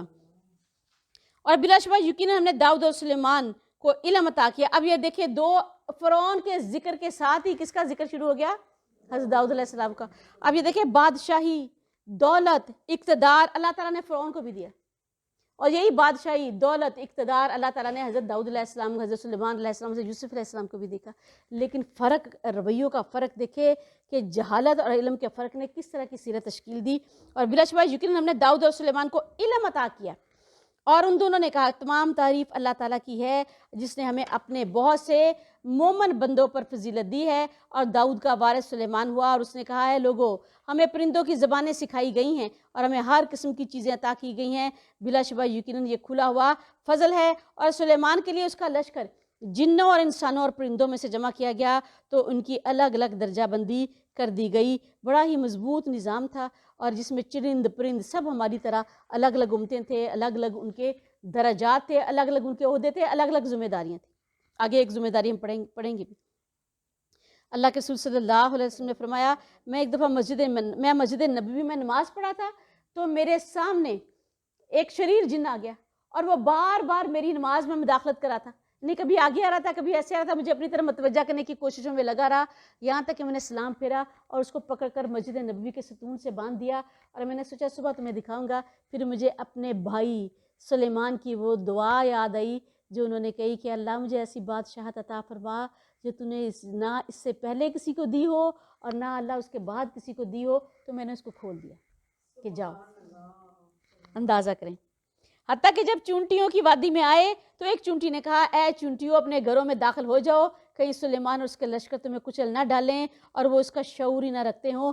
یعنی دیکھو کہ اللہ تعالیٰ نے کہ ایک کمزور سی چونٹی، اور وہ باتیں کر رہی ہے، اور وہ باتیں نہیں کری، وہ نصیحت کری، اور اس کو اپنی قوم کی کتنی فکر ہے۔ اللہ نے کہا کہ میں نے ان سب کو کیا ہے، امتیں بنائے، اور وہ یہ دیکھیے اگر چونٹیوں کا کبھی نظام آپ کو کبھی فرصت ملے ان کے متعلق کچھ پڑھنے کی کوشش کیجیے گا، اور دیکھیے آپ کی عقل دنگ رہ جائے گی۔ یقین کریں اللہ تعالیٰ پر ایمان آ جائے گا کہ کس درجے ان کا ڈسپلن ہوتی ہے، اور ہر درجہ نظم و ضبط کی پابند، اتنی باشعور ایک جگہ سے دوسری جگہ جب یہ سفر کر رہی ہوتی ہیں۔ ان کے عسکری اور فوجی نظام کو کبھی دیکھیں، ایک قبائلی نظام کیسے یہ ترویج دیتی ہیں، اپنی باقاعدہ ان کے اندر ڈیموکریٹک سسٹم ہوتا ہے، اپنے لیڈر کو منتخب کرتی ہیں، اپنی گھر بناتی ہیں، ایک دوسرے کی مدد کرتی ہیں، مشکل حالات کے لیے خوراک کا ذخیرہ جمع کر کے رکھتی ہیں، اور ایسے ایسے گھر ان کے تشکیل ہوتے ہیں زمین کے نیچے، اور ایک رتی اتنا سا اوپر سے کوئی بار کچھ بھی نظر نہیں آ رہا تھا کہ نیچے ان کی پوری آبادیاں کی آبادیاں آباد ہوتی ہیں، اور باقاعدہ ان کی حکومتیں ہوتی ہیں۔ تو کیا کہا کہ سلیمان اور اس کے لشکر آ رہے ہیں، تمہیں کچل نہ دے، اور تمہیں ان کا کیا قصور ہوگا، ان کو کون سا نظر آنی ہے۔ اور اس سے بھی بڑی بات دیکھیں اللہ کی شان کہ حضرت سلیمان علیہ السلام نے اس چونٹی کی بات بھی سنی، کہ اللہ نے کیسی بادشاہت انہیں عطا فرمائی تھی، کہ اللہ نے کیا کچھ دیا کہ اس چونٹی کی آواز بھی سننے پر وہ قادر تھے، اس چونٹی کی زبان بھی، اس کی آواز بھی، اور اس کی بات کو بھی سنا۔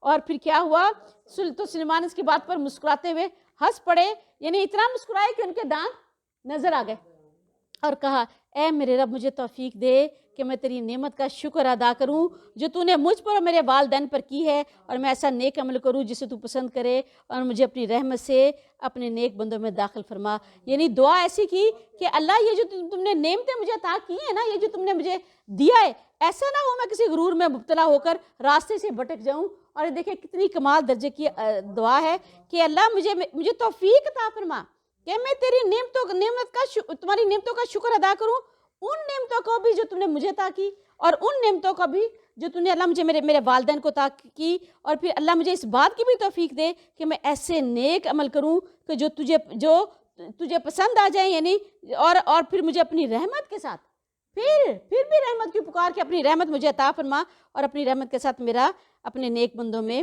مجھے داخل فرما۔ ربی اوزینی ان اشکر نعمتک التی انعمت علیہ وعلی والدی وان اعمل صالحا ترضاہ وادخلنی برحمتک فی عبادک الصالحین۔ اور سلیمان نے پرندوں کا جائزہ لیا، آمین، اور سلیمان نے پرندوں کا جائزہ لیا تو کہا کیا بات ہے، میں حدود کو نہیں دیکھتا، یا وہ غائب ہونے والوں میں سے ہے، میں اسے ضرور سخت سزا دوں گا، یا میں اسے ضرور ذبح کر دوں گا، یا یہ کہ وہ لازماً کوئی واضح دلیل میرے پاس لائے۔ تو وہ کچھ دیر ٹھہرا جو زیادہ نہ تھی، پھر کہا میں نے احاطہ کیا ایک بات کا جس کا تو نے احاطہ نہیں کیا، اور میں صبح سے ایک یقینی خبر آپ کے پاس لایا ہوں۔ یقیناً میں نے ایک عورت کو پایا ہے جن پر حکمرانی کرتی ہے، اور اسے ہر قسم کی چیزیں عطا کی گئی ہیں، اور اس کا بہت بڑا تخت ہے، اور میں نے اس کو اور اس کی قوم کو پایا تو وہ اللہ تعالیٰ کے سوا سورج کو سجدہ کرتے ہیں، اور شیطان نے ان کے مال ان کے لیے خوشنما بنا دیے ہیں، بس انہیں سیدھی راہ سے روک دیا ہے، سو وہ ہدایت نہیں پاتے۔ حدود کے اندر ایک خاص ابیلٹی اللہ تعالیٰ نے رکھی ہے کہ وہ زیر زمین پانی کو سونگھ لیتا ہے، تو ایسے پوری کی پوری فوجیں اپنے ساتھ ہوتی تھی، کیونکہ جہاں سے پانی ہوتا تھا وہاں پہ پڑاؤ ڈال دیا جاتا تھا، اور پانی نکالنے کے لیے ان کے پاس جن تھے، بڑے بڑے دیو تھے، اور اس کے علاوہ شیاطین کی قوتیں تھیں جو سمندروں میں بھی غوطہ لگاتے تھے، ہم نے پیچھے بھی پڑھا۔ تو جہاں پانی ہوتا تھا وہاں لشکر پڑاؤ کرتا تھا، تو پرندوں سے پیغام رسانی کا کام بھی پرانے زمانے میں لیا جاتا تھا۔ کبوتر دیکھیں کئی دفعہ ابھی بھی آپ نے کبھی یہ باتیں سنی ہوگی، اور سراغ رسانی کے لیے تو آج بھی کتے استعمال کیے جاتے ہیں کہ وہ کھوج نکال لیتے ہیں۔ تو یہ حدود کے اندر صلاحیت تھی، تو کہا کہ اگر میرے پاس واضح دلیل نہ لے کر آیا تو غائب میری اجازت کے بغیر ہوا تو میں اس کو قتل کر دوں گا، اس کو ذبح کر دوں گا۔ تو یہ دیکھیں ان کے لیے سزائیں بھی مقرر تھیں کہ جو اپنے کام سے ہٹیں گے، اور اس کے بعد وہ ساری یہ لے کر آیا کہ قوم سبا ہے، اور کس طریقے کے ساتھ بادشاہوں کی عظمت و جلالت والا اس کے پاس عظیم الشان تخت ہے، اور کہا وہ شرک پر ہیں، ان کا عقیدہ درست نہیں ہے، اور شیطان نے ان کے مال خوشنما بنا دیے ہیں۔ اور یہ کہ وہ اللہ تعالیٰ کو ہی سجدہ نہیں کرتے جو آسمانوں اور زمین میں سے پوشیدہ چیزیں نکالتا ہے، اور جو کچھ تم چھپاتے ہو اور جو کچھ تم ظاہر کرتے ہو وہ جانتا ہے۔ یہ کون کہہ رہا ہے؟ یہ دیکھیں حدود کہہ رہا ہے، حدود بھی توحید پر ہے۔ پرندے بھی اللہ تعالیٰ نے کہا نہیں کہ اللہ کی تمام مخلوقات اس کی صبح و شام اس کی حمد کے ساتھ اس کی تسبیح کرتی ہیں، لیکن تم اس کی تسبیح کو نہیں جانتے۔ تو یہ دیکھیں ہدہد اللہ تعالیٰ کی شان بیان کر رہا ہے، اللہ تعالیٰ جس کے سوا کوئی معبود نہیں، جو عرش عظیم کا مالک ہے، اس کو اللہ کے عرش کی بھی خبر ہے، ہدہد کو اللہ کے عرش کی بھی خبر ہے۔ آیت سجدہ، اللہ اکبر۔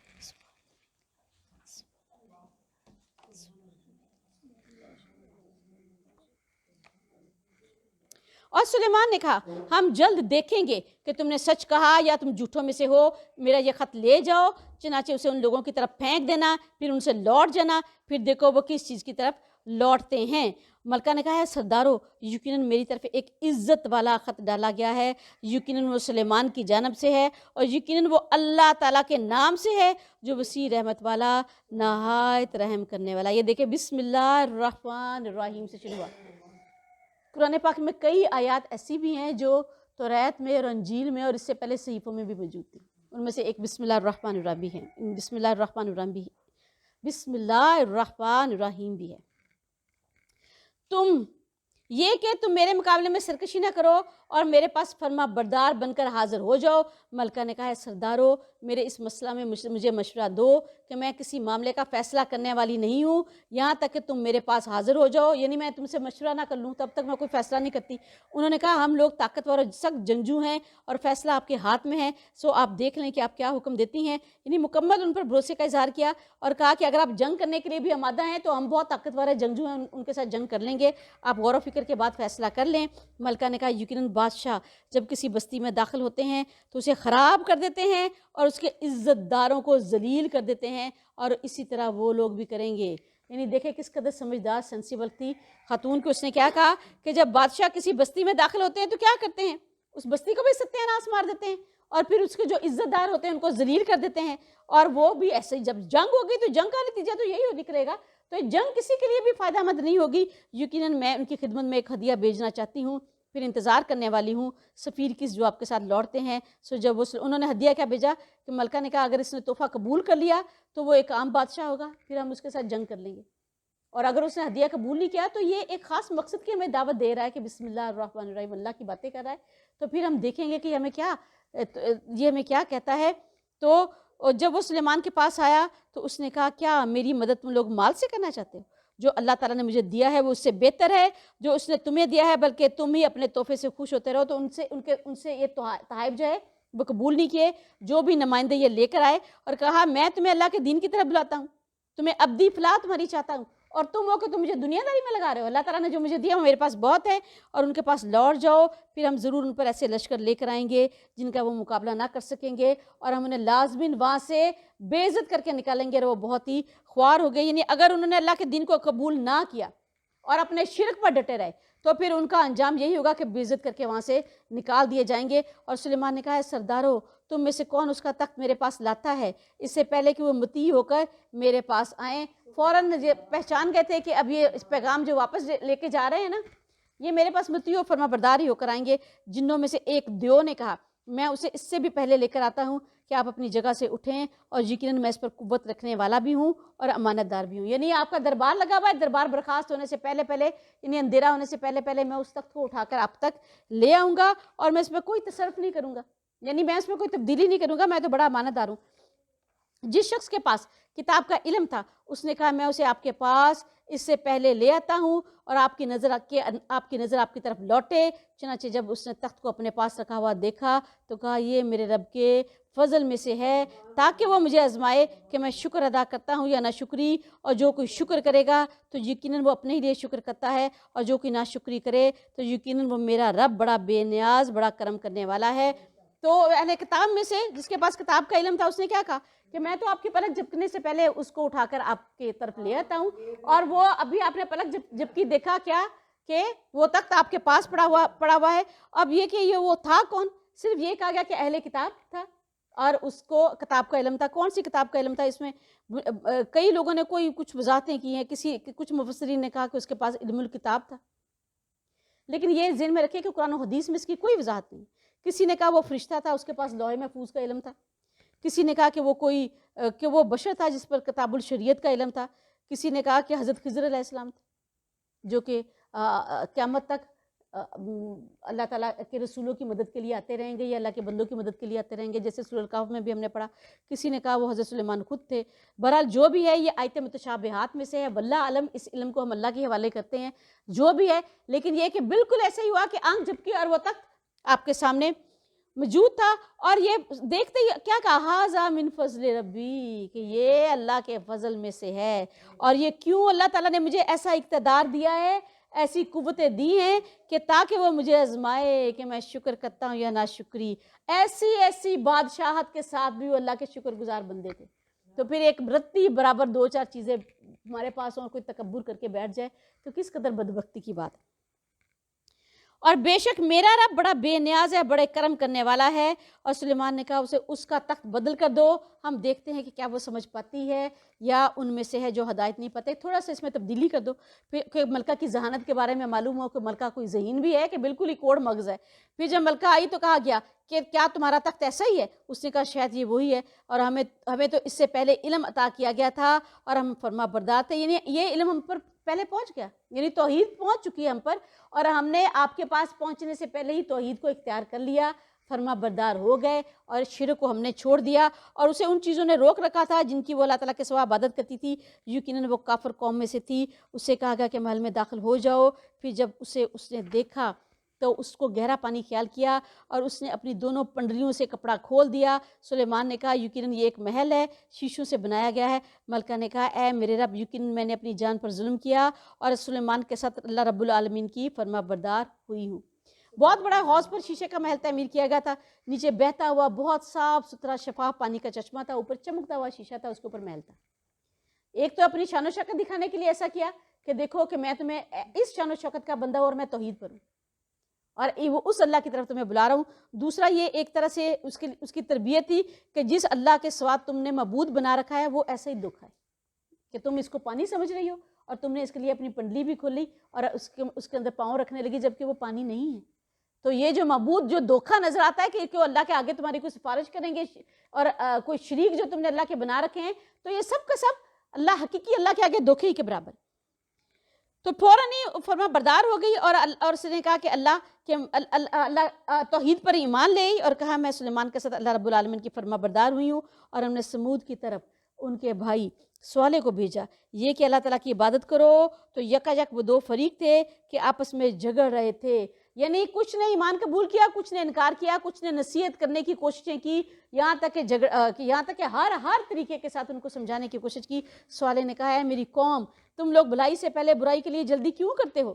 کیوں نہیں تم اللہ تعالیٰ سے مغفرت طلب کرتے تاکہ تم پر رحم کیا جائے؟ انہوں نے کہا ہم تمہیں اور تمہارے ساتھیوں کو منحوس سمجھتے ہیں. صالح نے کہا تمہاری نحوست تو اللہ تعالیٰ کے پاس ہی سے ہے، بلکہ تم لوگ تو فتنے میں مبتلا کر دیے گئے ہو. اور اس شہر میں 9 جتھے دار تھے جو زمین میں فساد پھیلاتے تھے اور کوئی اصلاح کا کام نہ کرتے تھے، یعنی 9 ایسے سردار تھے جنہوں نے طوفان بدتمیزی برپا کیا تھا، کفر اور ناشکری اور نافرمانی میں لگے ہوئے تھے اور رسولوں کے خلاف محاذ بنایا تھا، دین حق کے خلاف محاذ بنایا تھا. اور انہوں نے کہا تم لوگ اللہ تعالیٰ کی قسم کھاؤ ہم اس پر اور اس کے گھر والوں پر ضرور شب خون ماریں گے، پھر ہم ضرور اس کے وارث سے کہہ دیں گے کہ ہم اس کے گھر والوں کی ہلاکت کے موقع پر موجود نہ تھے اور ہم بلا شبہ سچے ہیں. یہ ایسے ہی وہ ساری سازشیں تھی جو دارالندوہ میں ابو جہل اور اس کے تمام مشرکین نے اکٹھے ہو کر رسول پاک صلی اللہ علیہ وسلم کے خلاف کی کہ ہم کیا کریں گے کہ سب اکٹھے ہو کر ان پر دعویٰ کریں گے اور اس کی جان لے لیں گے اور کہیں گے ہمیں تو پتہ ہی نہیں، ہم تو اس وقت موجود ہی نہ تھے. اور انہوں نے ایک خفیہ تدبیر کی اور ہم نے بھی ایک خفیہ تدبیر کی اور وہ اس کا شعور نہیں رکھتے تھے کہ اپنی ہلاکت کی تدبیر خود کر لی. اور آپ دیکھیے ان کی خفیہ تدبیر کا انجام کیسا ہوا. یقیناً ہم نے ان کو اور ان کی پوری قوم کو تباہ کر کے رکھ دیا. پھر یہ رہے ان کے گھر ویران پڑے ہیں اس وجہ سے کہ انہوں نے ظلم کیا. یقیناً اس میں ایک نشانی ہے ان کے لیے جو جانتے ہیں.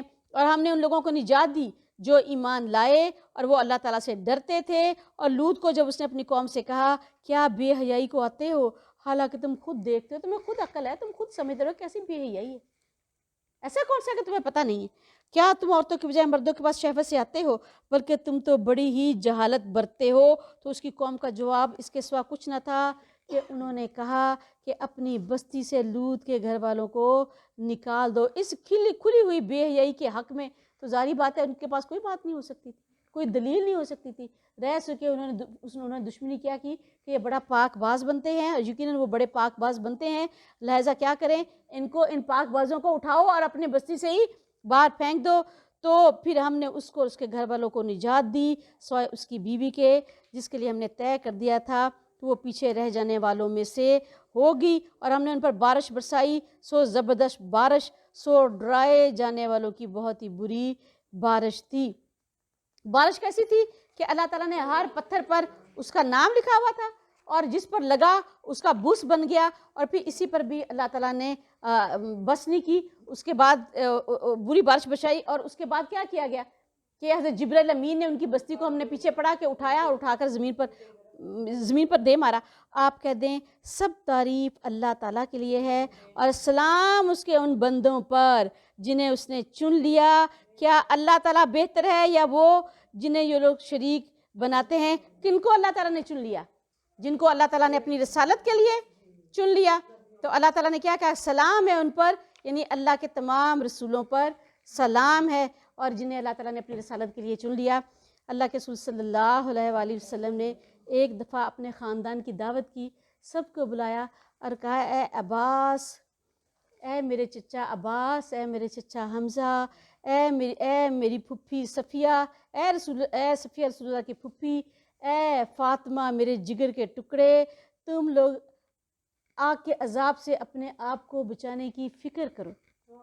میں خدا کی پکڑ سے تمہیں نہیں بچا سکتا. میں کہ ایسا نہ ہو کہ قیامت میں میرے رشتہ دار یاد رکھیں کہ میرے قیامت میں میرے رشتہ دار صرف پرہیزگار متقی لوگ ہوں گے. ایسا نہ ہو کہ دنیا بھر سے لوگ میرے پاس نیک اعمال لے کر پہنچے اور تم لوگ دنیا کا وبال اٹھائے ہوئے میرے پاس پہنچو اور اس وقت تم پکارو یا محمد یا محمد، اور میں مجبور ہوں گا کہ تمہاری طرف سے اپنا منہ پھیر لوں. البتہ دنیا میں میرا اور تمہارا خون کا رشتہ ہے اور میں ہر طرح کی صلہ رحمی تمہارے ساتھ کروں گا. میرے مال میں سے جو چاہے لے لو، مجھ سے جو چاہو مدد حاصل کر لو، لیکن آخرت میں تمہارا کوئی مددگار نہیں بن سکوں گا سوائے اس کے کہ تم عمل خیر لے کر آؤ. یاد رکھیں رسولوں کے خاندانوں کے لیے بھی اللہ تعالیٰ نے کوئی امتیازی مراد دین میں نہیں رکھی. صرف اور صرف کوئی، اللہ کے رسول صلی اللہ علیہ وآلہ وسلم نے فرمایا جس کی نیکیاں اس کو پیچھے چھوڑ دیں اس کا حسب نسب اس کو آگے نہیں بڑھا سکتا. تو آخرت کے دن صرف اور صرف نیک اعمال ہی ہیں جو کہ اللہ کے ہاں کام آئیں گے. اللہ تعالیٰ سے دعا ہے وآخر دعوانا ان الحمدللہ رب العالمین سبحانک اللہم و بحمدک نشہد ان لا الہ الا انت نستغفرک و نتوب الیک. اللہ تعالیٰ سے دعا ہے کہ اللہ تعالیٰ اس قرآن میں جو ہم نے پڑھا اس کو قبول فرمائے. اللہ تعالیٰ جو ہم نے سیکھا اس ہمارے عمل میں آ جائے، اور جو عبرت کی مثالیں ہم نے پڑھی اللہ ہمیں اسے عبرت حاصل کرنے والا بنائے، اور اللہ تعالیٰ ہمیں ایسے کاموں سے بچائے جن کاموں میں یہ عذاب والی قومیں پڑی ہوئی تھی. اللہ سے دعا ہے کہ اللہ اس قرآن کو ہمارے لیے اپنی جناب سے رحمت بنائے، ہمارے لیے ہماری اولادوں پر، ہمارے مالوں پر اور ہمارے والدین پر، ہم سب پیاروں پر اللہ تعالیٰ اپنی رحمتیں اپنی برکتیں نازل فرمائے. اس قرآن کو ہمارا پیشوا، ہمارا رہنما، ہمارا ساتھی، ہمارا مددگار، ہمارا غم گسار بنائے، اور اللہ ہمیں اسے سیکھنے والا سکھانے والا بنائے، اس کی تلاوت کرنے والا اور دن اور رات میں اس کی تلاوت کرنے والا بنائے. یا میرے پروردگار جو کمی رہ گی اللہ اس سے معاف فرما، جو صحیح کہا اللہ اس کو قبول فرما. اللہ ہمیں قرآن سیکھنے والا سکھانے والا بنا. آمین ثم آمین. السلام علیکم ورحمۃ اللہ وبرکاتہ.